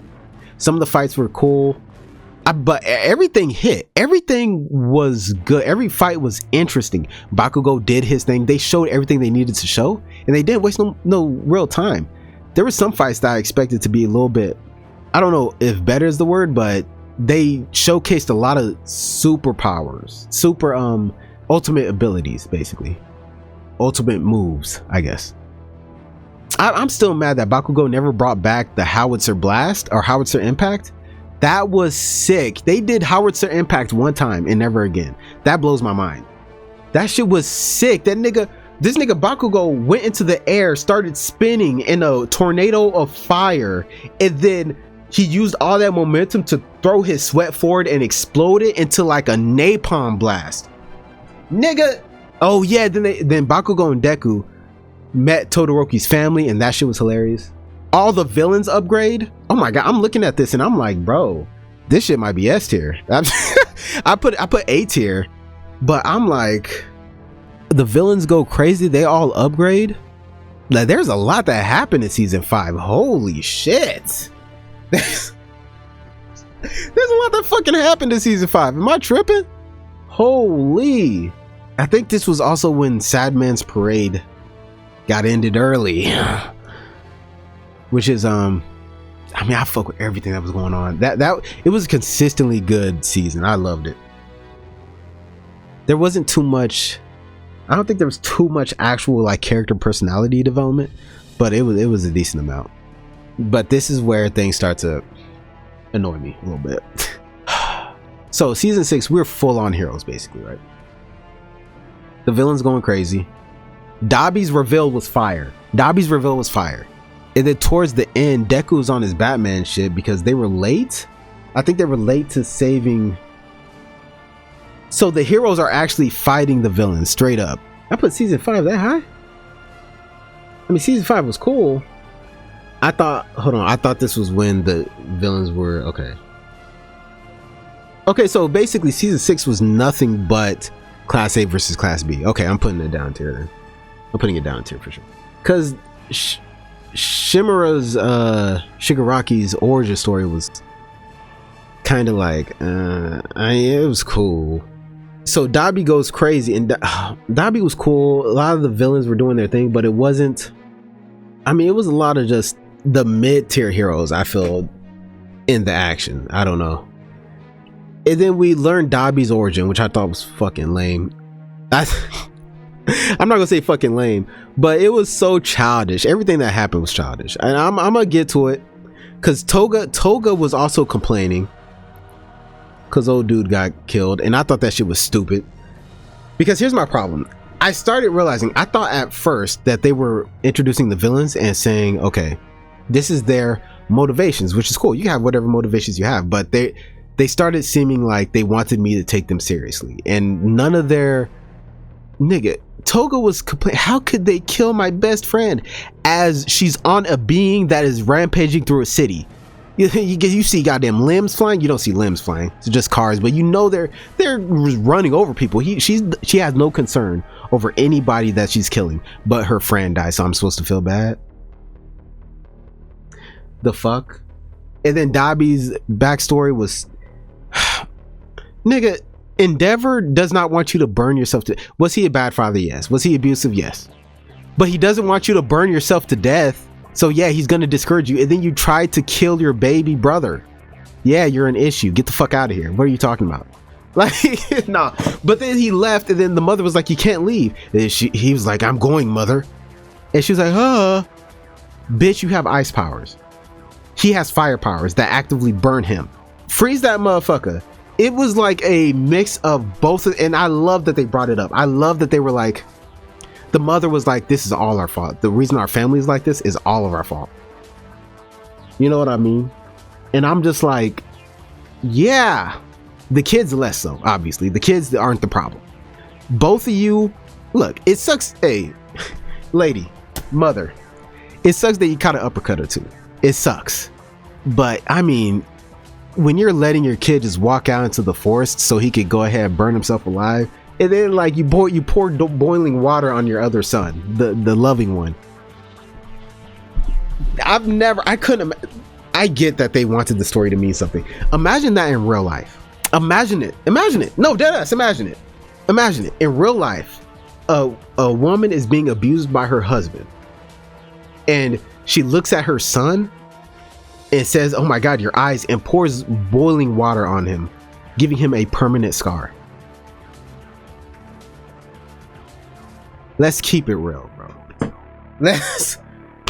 I mean, brother, holy shit.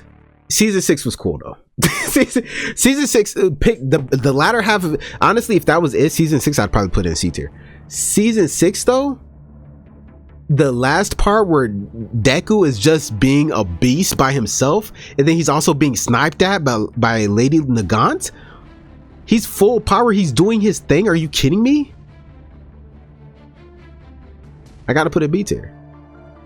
Everything else kind of, it was cool. Mirko carried the first half. Mirko, the bunny girl, carried the first half, I feel.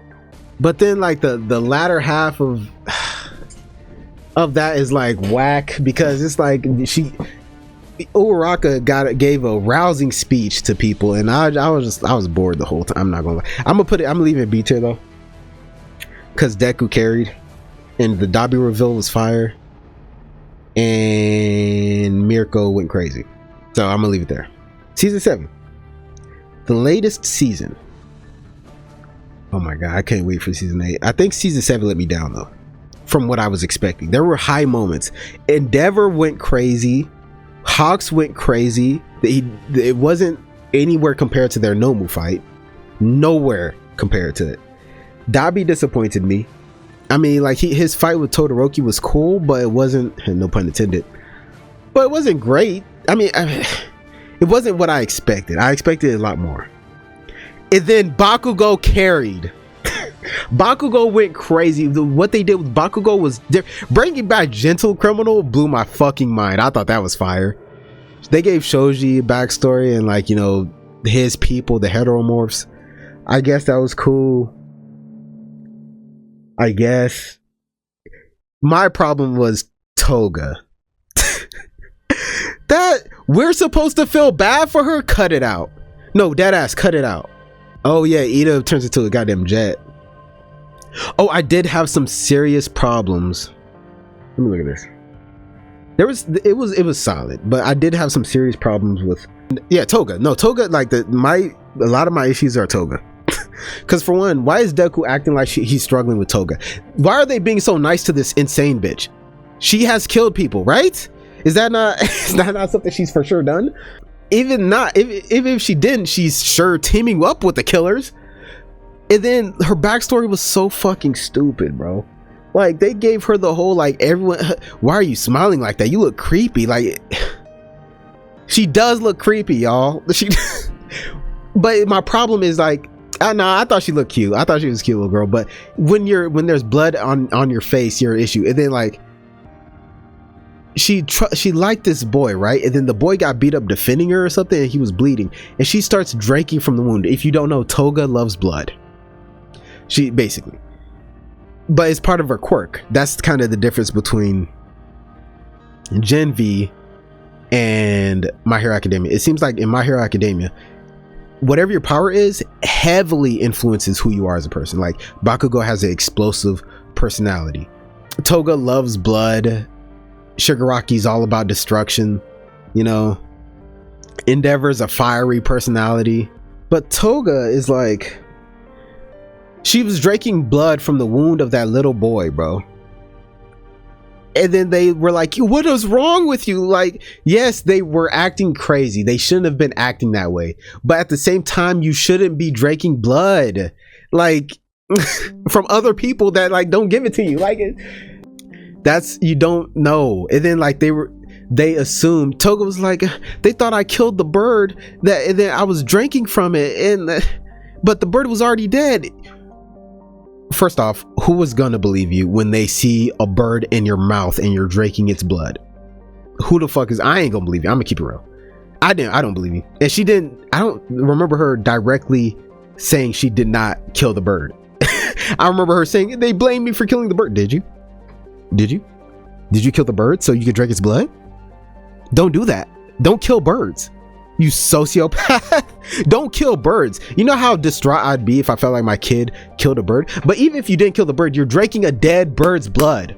You're so weird. You're so weird. And they were trying too hard to make me feel bad for you when it was reasonable for you not to want your kid to drink blood. And like, they kept bringing up her creepy smile, and I think they went too far with that. But I mean, if your kid is drinking people's blood and then smiling at you like, yeah, I'm putting you up for adoption.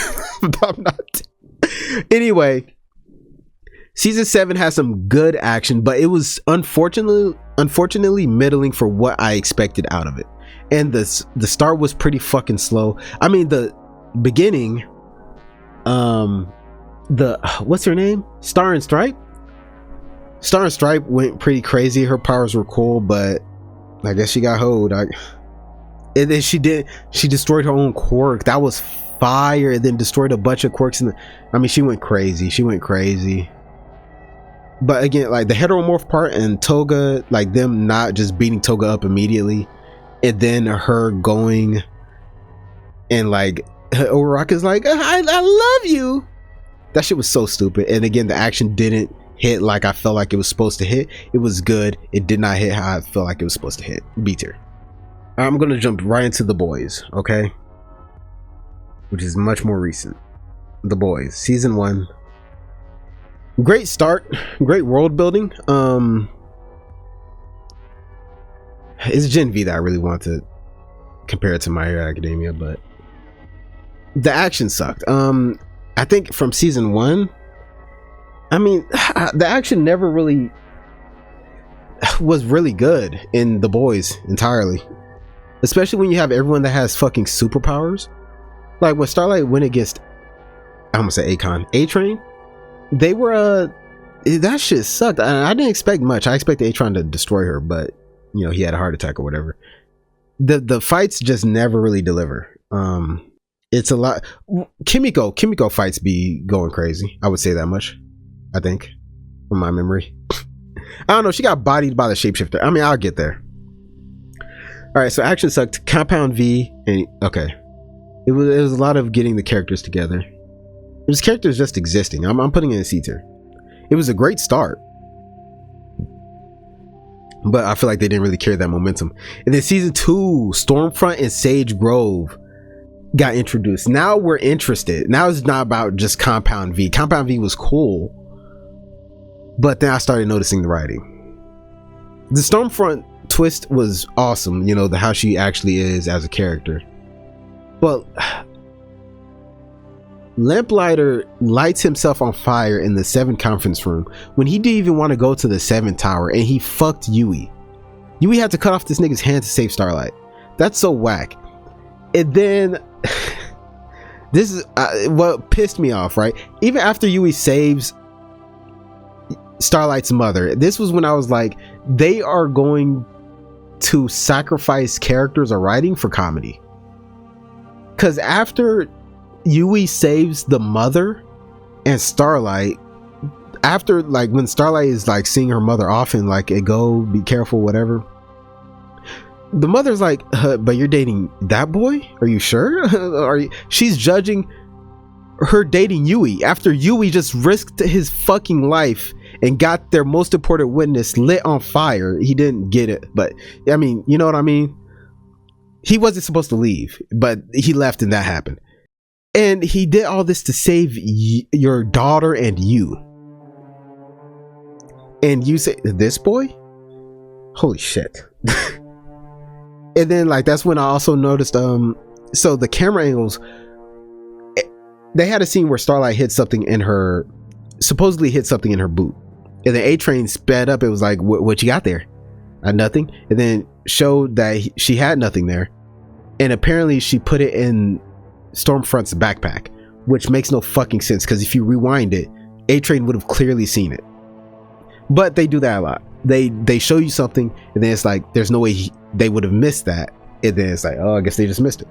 And also Sage Grove, those people could have escaped. You had goddamn 11. You had L.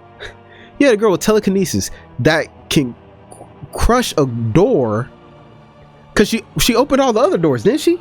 Did she open all the other doors after she got out and then like squeezed someone like a Capri Sun? If she was going to do that, why did she not do that before? Why after they opened the door for her? But the writing stuff was cool. Newman popping heads was cool, but it was inconsistent in the eyes.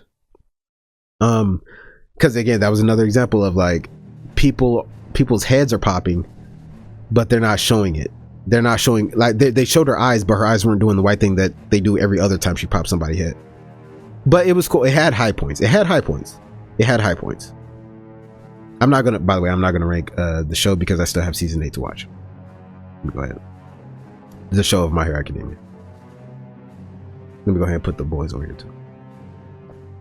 Season 2, B tier. Season 3, action ass, reasoning ass, character development ass. The same pet peeve I said earlier, where characters change and then they change right back for seemingly no reason. They changed Yui's character and Kimiko's character. I could pass both of that. That's fine, because Kimiko apparently all of a sudden feels bad about killing people. Terrorists, by the way.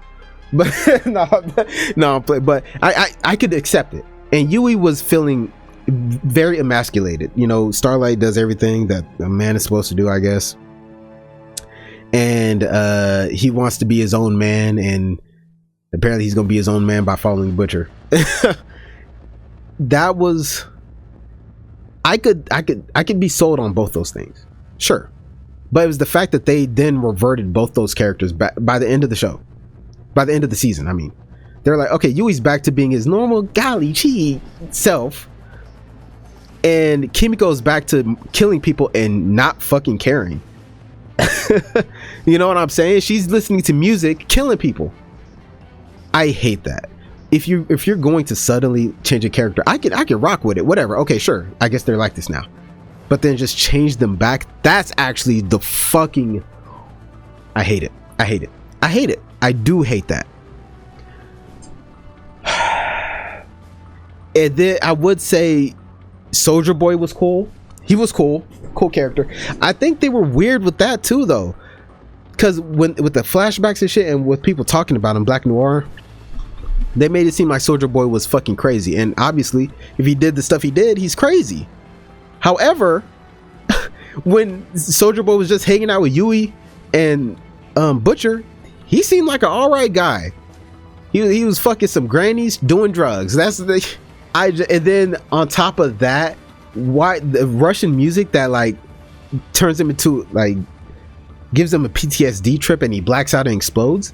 Why are people all of a sudden listening to Russian music everywhere? I know it's not the Russian Sabrina Carpenter. I know it's not. So why are people listening to this music everywhere? And how long was that song trending to where it became like a trigger for him? They didn't change up the radio at all. They kept playing the same shit for all those years he was kidnapped. That's a crazy story, though. That's a crazy story. Oh yeah, and Kimiko had a whole random ass musical. Her and Frenchie just random as hell. They broke out in song. The fights were disappointing. I expected, when I saw Soldier Boy, Yui, Butcher teaming up to beat Homelander, I expected more. I expected way more. I mean, I shouldn't have, because it's live action, Western developed, like commercial. Just I shouldn't have expected more. But I did, especially with them all having superpowers. Maeve should have died. But I don't know why Maeve didn't die, because Soldier Boy's powers, Soldier Boy's blast takes away your powers. That means if they're falling from a building and then mid explosion, which the explosion has been killing other soups, by the way. The explosion by itself, point blank on Maeve, because she tackled him out the oh my god, this is gonna take too long, because this season's actually ass. It's not ass, but holy shit. She takes the explosion mid blast. Let's say she survives that. She shouldn't have her powers. That means she took the rest of the fall. Sure, she landed in a dumpster, but at least paralyze her. And I'm thinking, okay, so are you gonna bring her back? Is that the reason? I don't, that's not a good excuse to me. Just to have someone live perfectly after an unlivable situation. Well, no, because she lost her powers, so she's not gonna come back. Why would she come back? Well, not to fight, at least. So why not just at least put her in a wheelchair so it felt like the fight meant something? This season 3 was a fucking filler. It was a filler, boy. Shit was way too highly rated. I would see the seasons, because on IMDb you can kind of see the rankings of certain shows. Herogasm got way too high of a score. I think people just, they horny. I don't know. I'm horny, but I'm not that. I'm really not. Like, I just don't filter myself. I just say what I think. You know what I'm saying? I'm not, if somebody fine, I'm gonna say it. But people are, like, I've never been to a strip club, and I have no interest in going to a strip club. Like, it's just, you know, but people will be like, bro, let's go to a strip club. And I'm like, brother, what the fuck are we talking? I think that's why a lot of these episodes got such a high rating, because it's just overtly sexual. Gotta be. By the way, oh my god, I don't want to get into the Butcher Ryan stuff. Butcher should have, oh my god, Butcher all of a sudden, not all of a sudden, Butcher's like, no, Soldier Boy, you cannot blow up Ryan. And Homelander's there. We could have killed Homelander and possibly baby Homelander. You know, at the time, we don't know. And he doesn't let him do it. And here's my problem. After he pushes Soldier Boy off, he starts fighting him. Why? You stopped him from blasting Ryan. Just be like, okay, I'll get Ryan. You blast Homelander. We good? If you want, you can raise Ryan. I don't know. He's your granddad or grandson. That'd probably not be good, but I mean, Homelander is Homelander, so. But it's like, no, they start fighting. I'm like, bro, Ryan is Homelander's kid. Kick the kid like 20 feet, 25, 30 feet, 3,000 feet away. He'll be okay, and then continue fighting Homelander. But Maeve stays on mission. Maeve is like, I'm still on this nigga Homelander. And then she looks and she sees that these niggas are about to blow up. And she kicks Homelander away and she tackles Soldier Boy out the damn building, loses her powers. Why the fuck? Maeve is not the only one with super strength. And Soldier Boy was already like, ugh, like he was stuck. Kimiko has super strength and is kind of immortal. Well, she did take a blast though, and that did fuck her up. But she took it. Kimiko has super strength, and so does Starlight. Why couldn't one of them fucking tackle? Since they were already fighting Soldier Boy, they hold Maeve. They hold her. Not to mention, Soldier Boy is too important. He is the cure to being a soup. And y'all gonna turn on him?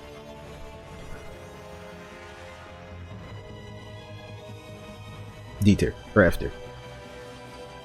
I was gonna put it. Nah, I'll put D tier. I'll put D tier.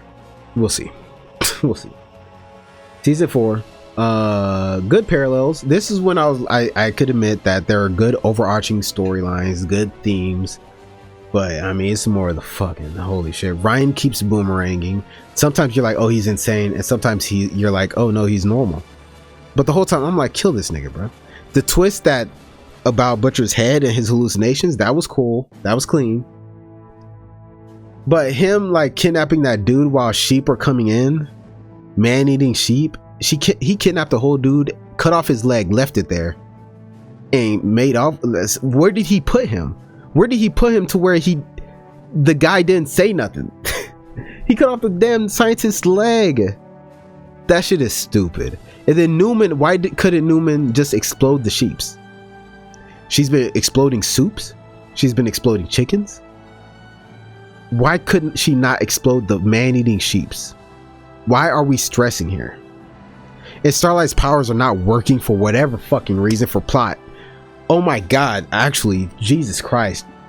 This is actually awful. Kimiko, I think, drops her phone outside the manor of when they're breaking into Tech Knight's manor. Did that lead to anything? I don't think it did. She dropped her phone. And by the way, she could have just dropped down and got it. I don't know why. She was midway climbing up the building. It was like, oh, I dropped my phone. All right, I'll just keep climbing. Damn. What are we talking about? And then Sage suffers a head injury, and Homelander's like, what the fuck's going on with you? What's happening? There's a hole in her head, buddy. Why aren't you using your super vision, your x-ray vision, and your super hearing to know what the fuck is going on in that manor? I mean, I get it's for plot, but holy shit, I can only overlook so much. On top of that, on top of Newman not exploding the sheep, she's invulnerable at that point, right? No one's killing her. Like, they tried to kill her. Didn't work. Threw acid on her. Didn't hurt her. Why would she not just stand out there and blow up all them sheep? God damn. It was a funny episode. That Tech Night episode was hilarious. I loved it. I just can't get over how much Ryan kept boomeranging. And it's like, just to keep us guessing, you're childish, bro. You're childish. But Butcher finally goes all in, which he should have. Well, I mean, whatever. But they do it in the worst way possible, where they tell Ryan what happened to his mother, but like they were already deceiving him, and it was so late. They knew this for so long, and they finally tell him. Of course, Ryan is gonna act that way. And why would you not just let him leave? He's already been gone. Just let him leave and think about it. And now Aunt Grace is dead. Holy shit. Smartest person in the world did not disappoint them. Smartest person in the world did her thing. She was interesting. Look, I'm gonna put season 3 in F. Season 4, I'm gonna put in D, because I would put in F, but Sage and Firecracker carried. Smartest person in the world did her thing. Her costume was fire. She needs to wear that more often. And Firecracker,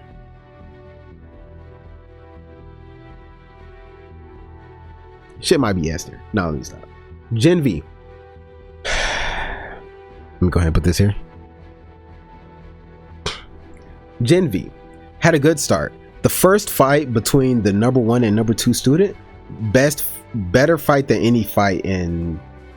Oh yeah, I didn't even mention the whole, like, the fact that Starlight got beat up, or Starlight has been getting beat up and fucking sucked the whole show, and then all of a sudden Kimiko is fighting the shapeshifter, gets immediately handled, and then Starlight beats her after being nerfed because she doesn't have a power. Starlight beats the shapeshifter, but not Kimiko, when her whole thing is whatever.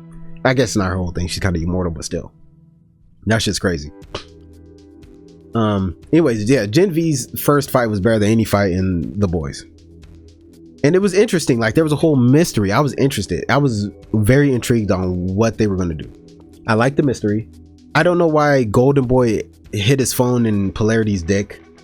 Marie started using her power for a real. You know, the whole truth was a hilarious episode. It was a nice season for the groundwork. It was a nice season. C tier.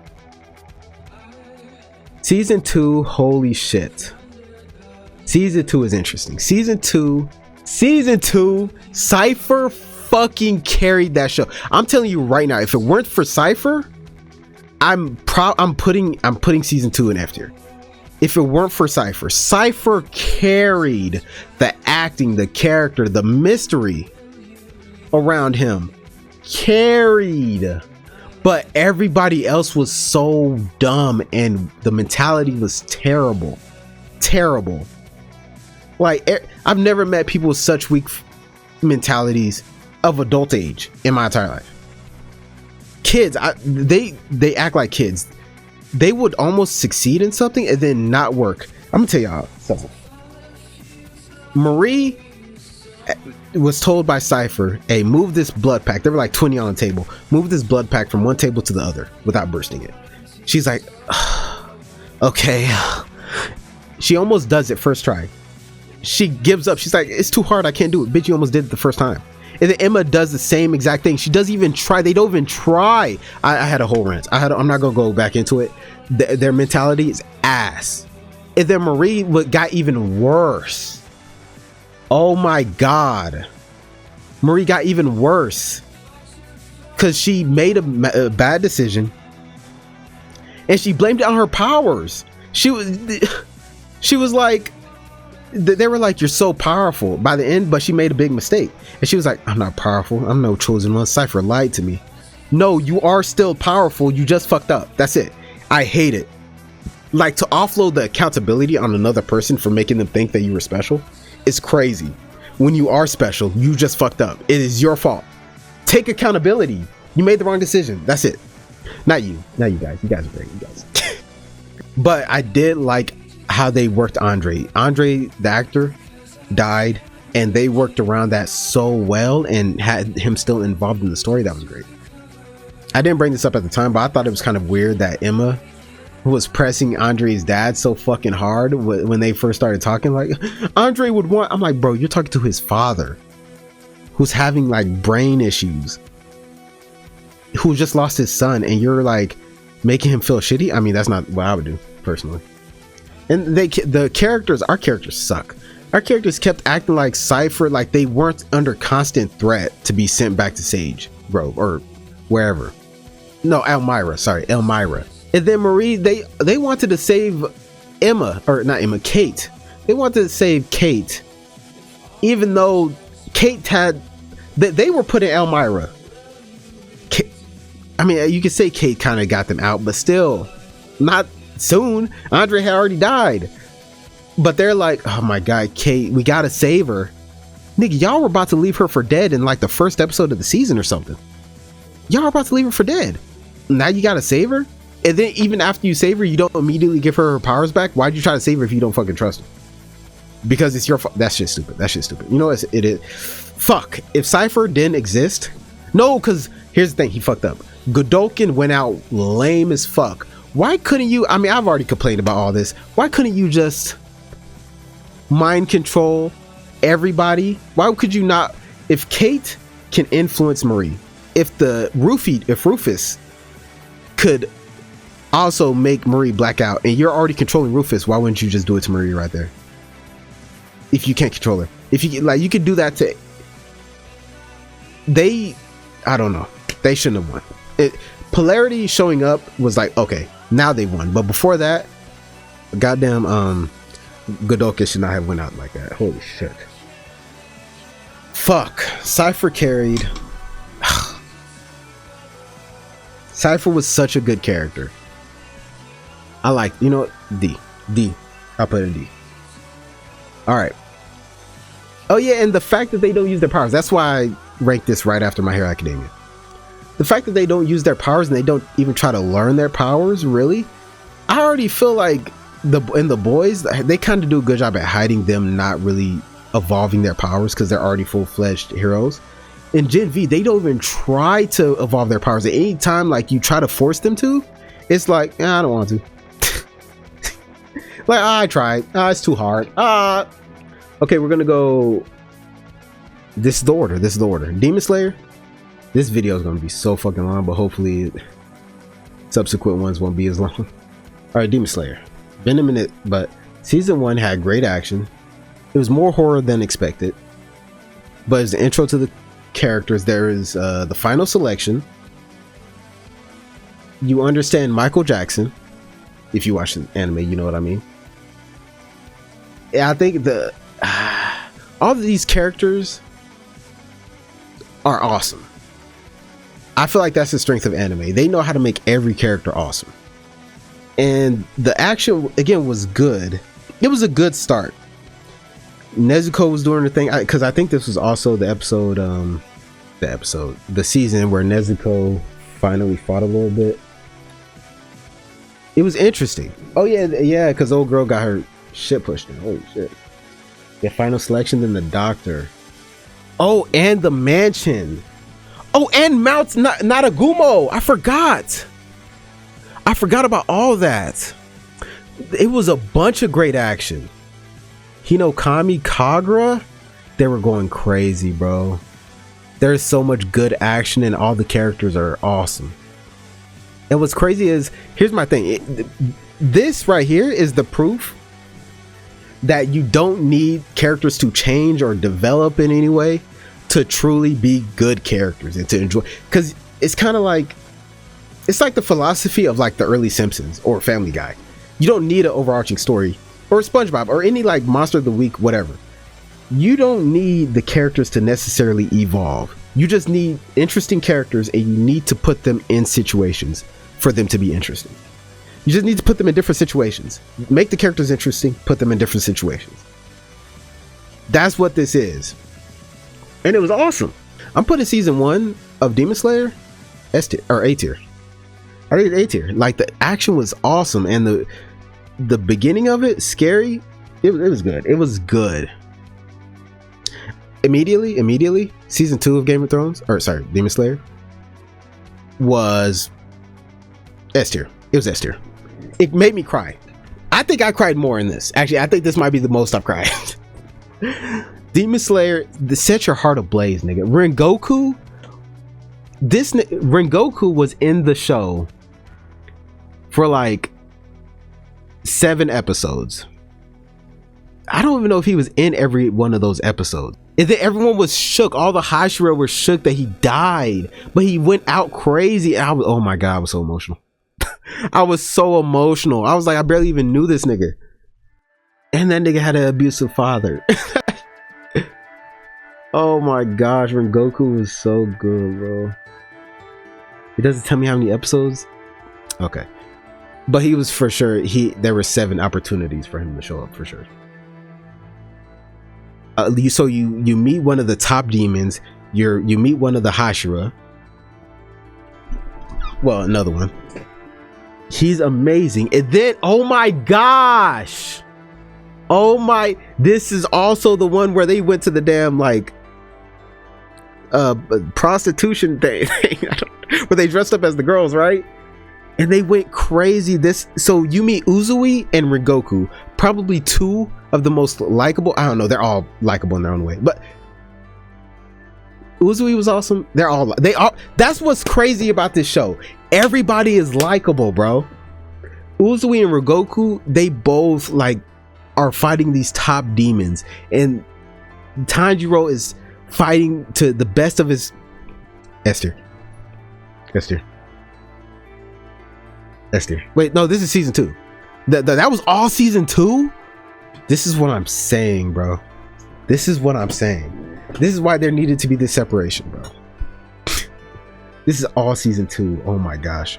So season 3, this is when, so I kind of mentioned earlier how episodes in anime are shorter. So typically the seasons are longer. It's more episodes. And I think that's fair to compare season to season, you know. with live action stuff, because live action 2 to 3 times longer, shorter seasons, sometimes not even shorter seasons. This was when I feel like, so they went from having a lot of episodes per season to having fewer episodes per season, and I feel like they should have squeezed them together. Like if season 3 and season 4 were put together, I would have probably put them A tier. I would have probably put them A tier. Put season 3/4 in A tier. But it's the fact that they're broken up. Tanjiro, it's good. It's good action. Tanjiro had to make a decision, but it was such an important decision, and everyone's improving. It was good. It was good. But it's just too short. So not much could happen. I'm putting it in B tier. I gotta zoom through this. Season 4 was funny as hell. It was nothing but training, but it was funny as hell. I laughed more during this season than I think I have in any other reaction in terms of the entire show. And I mean like genuine laughs. Like genuine, like that is funny as shit. That's B tier. Even though it was just training, it was so lighthearted and funny. Dude, there was a scene. This is why I love anime. There was a scene, unnecessary scene. It was like 5 seconds, where it was, so the demon slayers walk around with crows, right? And the crows help deliver letters to other demon slayers. And the crows can talk. Like that's a very common anime thing. Crows can talk because, you know, crows can talk, like, you know, in real life. They're kind of like parrots, right? They can make crazy like mimic noises. But and they're incredibly smart. So, you know, this is one of those Japanese, you know, anime things. And 2 crows, I guess they had beef with each other. And this, I don't know what it says in sub, but in dub, the crows were like, one crow was like, kill yourself. Another one was like, no, you go kill yourself. I don't know why I found that so fucking funny. It was so random. It was like, why are these crows telling each other to kill themselves? Like, why are they mad at each other? I don't know. That shit was just funny to me. Anyway, okay, so House of the Dragon. So more Game of Thrones, but not as good. Let's keep it real. Let's keep it a buck. Can we keep it a buck? Can we keep it a buck? It was good writing to be expected. Interesting dynamics. I think the time jump was very interesting. I mean, you could see when the characters change, you could understand it, right? And I like it because you notice with the time jump, the characters who were kids, once they're adults, they changed a lot. And that makes sense because when you're a kid and when you're going into adulthood, you're going to change a lot. But a lot of the adults didn't change, which makes sense. Not everyone needs to change because adults aren't going to change as much as a kid to an adult is going to change. You know what I mean? After all that time, they're going to change quite a bit, but the adults not changing too much makes sense. It was interesting that the young versions kind of got flipped. Like, I don't give a fuck what you say. Rhaenyra was annoying as fuck as a kid. She was so entitled. And I get life's unfair. Life's unfair. You know what I mean? Like, I understand that if I walk into a store, I need to keep my hoodie off. You know what I'm saying? Even if I'm a little chilly. Okay? I understand the fucking situation that's going on. Right? I understand, like, if I'm like kind of by an entrance to a place because it's cold or it's raining, so I'm under this thing, and a cop, which has happened before, a cop comes and tells me, hey, you kind of have to move, you know, people are nervous to walk by you. And I'm like, I understand. I get it, whatever. I think it's stupid, but that's life. You know, you got to understand that what situation are you in, right? Who are you? Mind you, whatever. But I don't think it was enough time to characterize the people too well. Cece, I don't know what was going on with Cece, but Mr. Zuko, just, that's all I have to my fucking name. Like, that nigga crashed out for no reason. He seemed so cool and lighthearted, and then he just did a 180 and he killed somebody in the middle of the fucking dance floor. That shit was so random to me. Was that not random to anybody else? It was good family drama, but Cece was like, what is going on?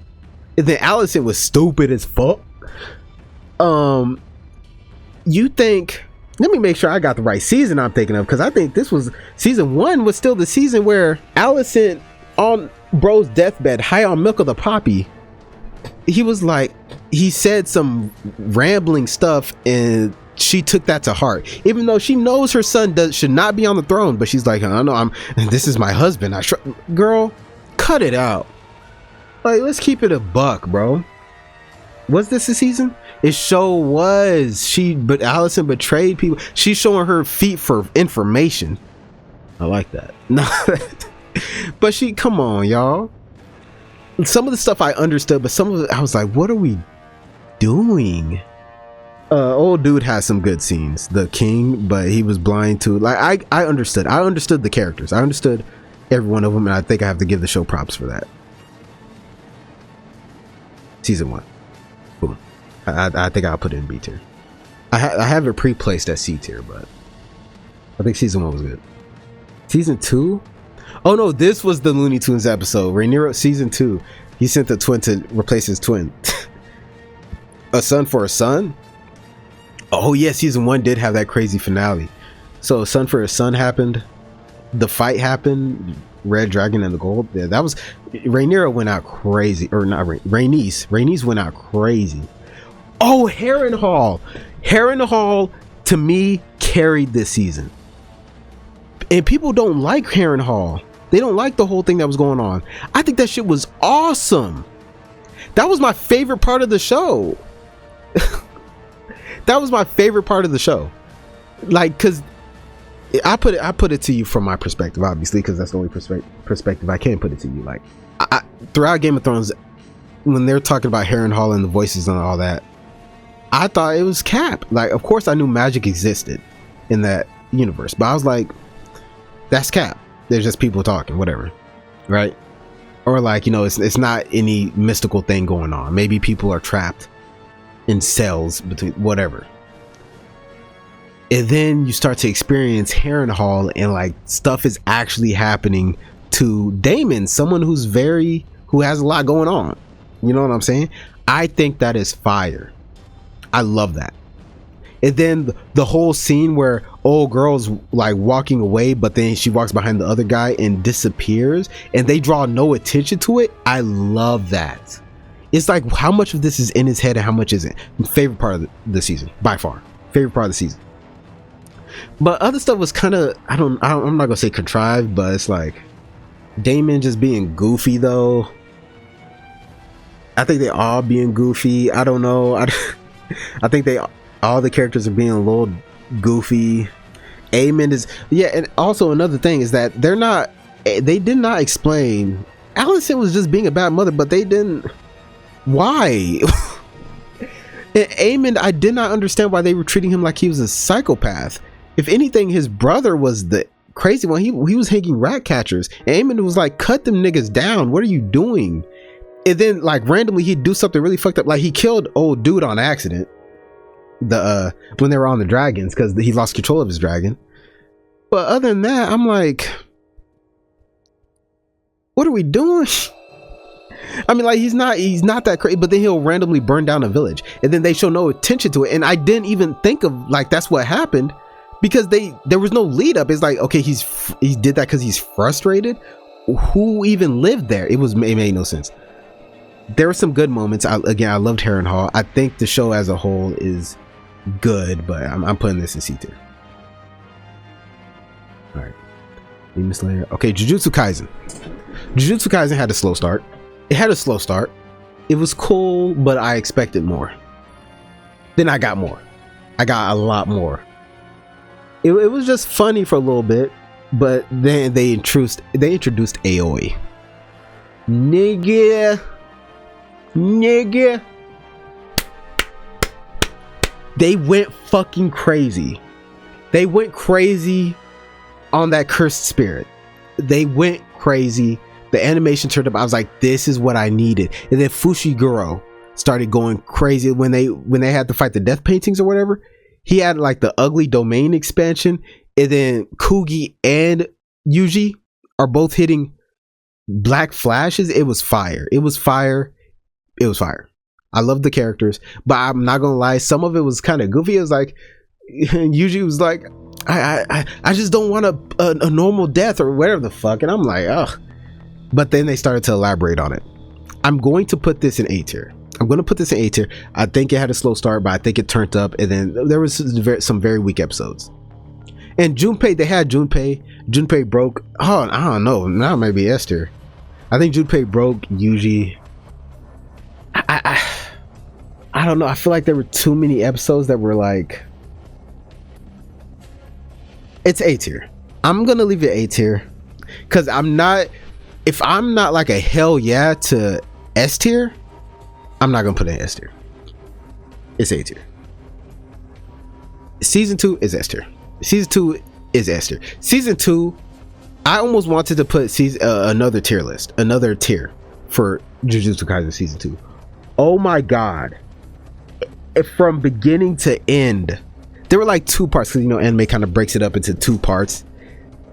Both parts were in. Oh my god! They brought out a goddamn Glock. They brought out a burner in the first half, and then Toji doing what he did. Toji, all he got is super senses and strength and shit. No cursed energy, and he's going crazy on the so-called top Jujutsu sorcerers. That was fire, and Toji has such a swagger about him. For a broke ass Nick, no, but he has so much swagger.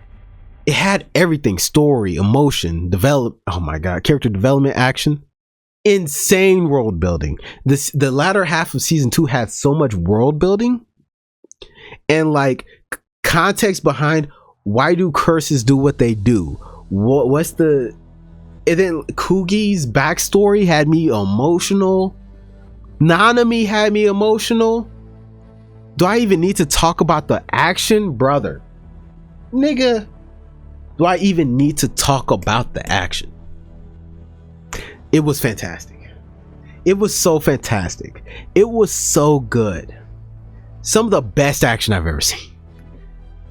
And that world building, I mean, like, here's my thing. If that world building was on par with Naruto and Game of Thrones, the type of world building where the writer doesn't need to write everything. If the writer forgets something, the fan base will be like, oh, this character this is the reason. It's like Star Wars, right? Because they just added a purple lightsaber because Samuel L. Jackson asked for one, right? And then the fan base came up with a bunch of reasons as to why his lightsaber is purple. Like, that's what fantastic world building can do. It can make the fans understand things that the writer didn't even understand or explain.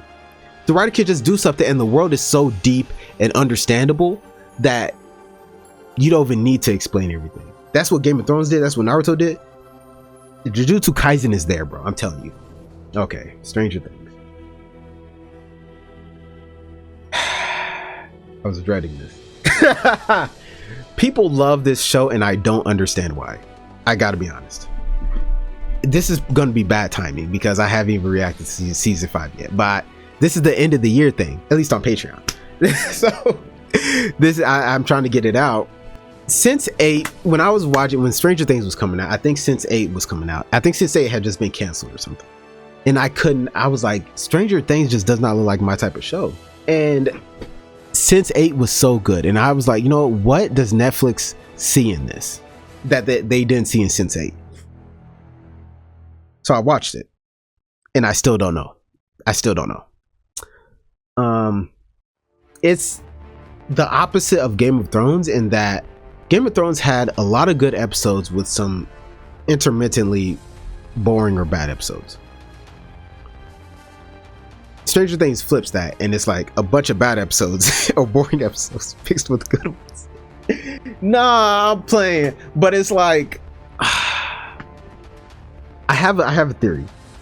Let me get this theory out. I feel that everybody who loves Stranger Things has not given anime a good try. The reason I bring anime up specifically is because what Stranger Things does, anime does, but well, okay, obviously it depends on the type of anime you're talking about, but anime does better. Because when I say that, typically a lot of anime will dip into everything.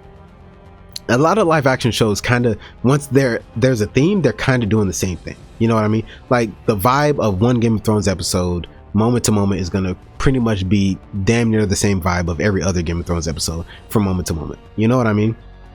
It's like a very thematic type of directing and shit. Anime is like one moment, one episode, you might get a bunch of comedy. Another episode or another moment, you might get a bunch of sadness. You might get a bunch of emotion. You might get seriousness. You might get lightheartedness.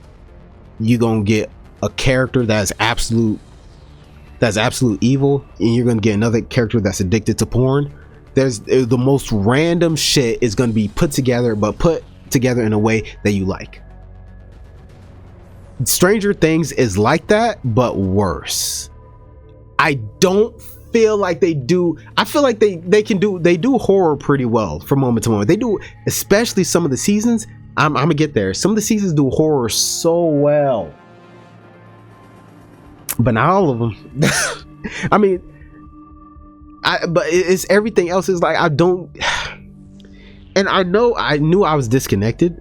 I'm gonna get there. You know what? Let me start this. The mystery, the seriousness, I liked it. Like people were getting shot in the head. I liked that start. Barb got hoed. That was interesting, but everything else was kind of Here's another problem I have with Stranger Things. Why does every fight end with screaming? I mean, I will say I liked how they switched it up in season 4, where instead of Elle pulling from a place of just adrenaline or anger or whatever, she pulled from a place of love from Mike. I love that switch up from season 4 compared to the other seasons, but I hate the power struggle. It's like, and I see that so often with Western shit, bro. You are not Dragon Ball Z. I don't even like that in Dragon Ball. I don't even like that shit. Why is everyone doing the fucking beam struggle? Harry Potter did it. Stop it. Stop it. I don't like that. It's the most non-creative way of going about any fight. Two people just yelling at each other and a bunch of papers flying everywhere. I don't like that. Especially with someone who has telekinesis. Elle should be way cooler than she is, bro. She flipped a car in season 1, didn't she? She should be flying. Maybe she's flying now in season 8 or season 5, and you know, I haven't watched it. Maybe she's flying now. That'd be cool. Hopefully she leveled up and she's really using her telekinesis to do shit, because she's powerful. Again, I brought up Chronicle before. It's a movie. Chronicle, that's if you're gonna have some telekinetic shit going, I feel like that's how you do it in a way, and they got it late. You know what I'm saying? I don't know. I don't remember too much from the movie, but anyway. So season 1, I'm putting a C tier. It's cool. It was a good start. Mike got kidnapped. It's crazy. It's crazy. Season 2, worse. D tier.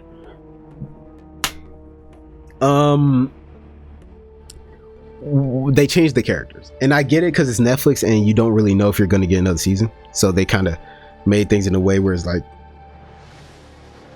where it could just be stopped right there. Smart. But then the kids were smart in season 1, but then Toothless, I made a joke, Toothless turned into Brainless. He kept that motherfucker, man. It was obviously like, once they found out that it came out of Will, that's not our pet anymore, bro. But he kept it around anyway, and it killed his cat. Does that sound like season 1 Toothless to you? Not to me. That's it killed your cat, bro.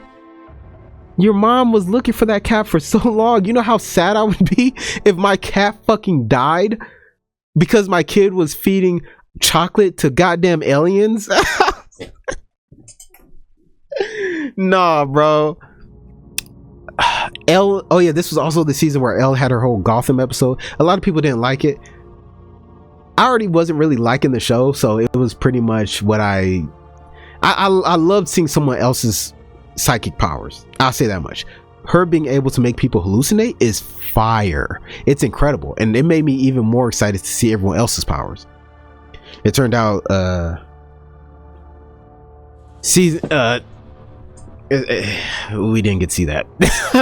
We didn't get to see. I wanted to see everyone's powers, but everyone died. But you know, it is what it is. And it seemed like everyone kind of had similar powers. So I guess she was just different, and she could make people hallucinate. So that was her. I don't know. I thought everyone was going to kind of have different stuff or different psychic stuff, because Mob Psycho is a good example of psychic powers doing different things. Didn't get to see that. That sucked. I also found like that it felt like they like to get rid of characters and keep them busy. Like Hopper was in a Russian camp. That was cool, but it was like he escaped once and then he got put right back. What a waste of time. But I guess it was so you could trust that one dude, I guess. Bob was a nice guy, but he was just there to die. You know, he was just a character that was a good guy. So we show you that he's a good guy, then he dies. I like that he died sacrificing himself. That's powerful. Elle wins by screaming. There was a whole scene where they went like fucking 5 minutes talking about the past, trying to get Mike to, hey, it's us, right? And they were like, he was using Morse code and they were writing shit down. I was so bored. Holy shit, I was so bored. Yeah, season 2 is D tier. I think it has some good moments. It's not F tier. It was just disappointing. Season 3, Billy carried season 3. That racist motherfucker was carrying. Okay, he was. He had the best standoff. He had a better standoff than L. L still fucked it up in the end, but right.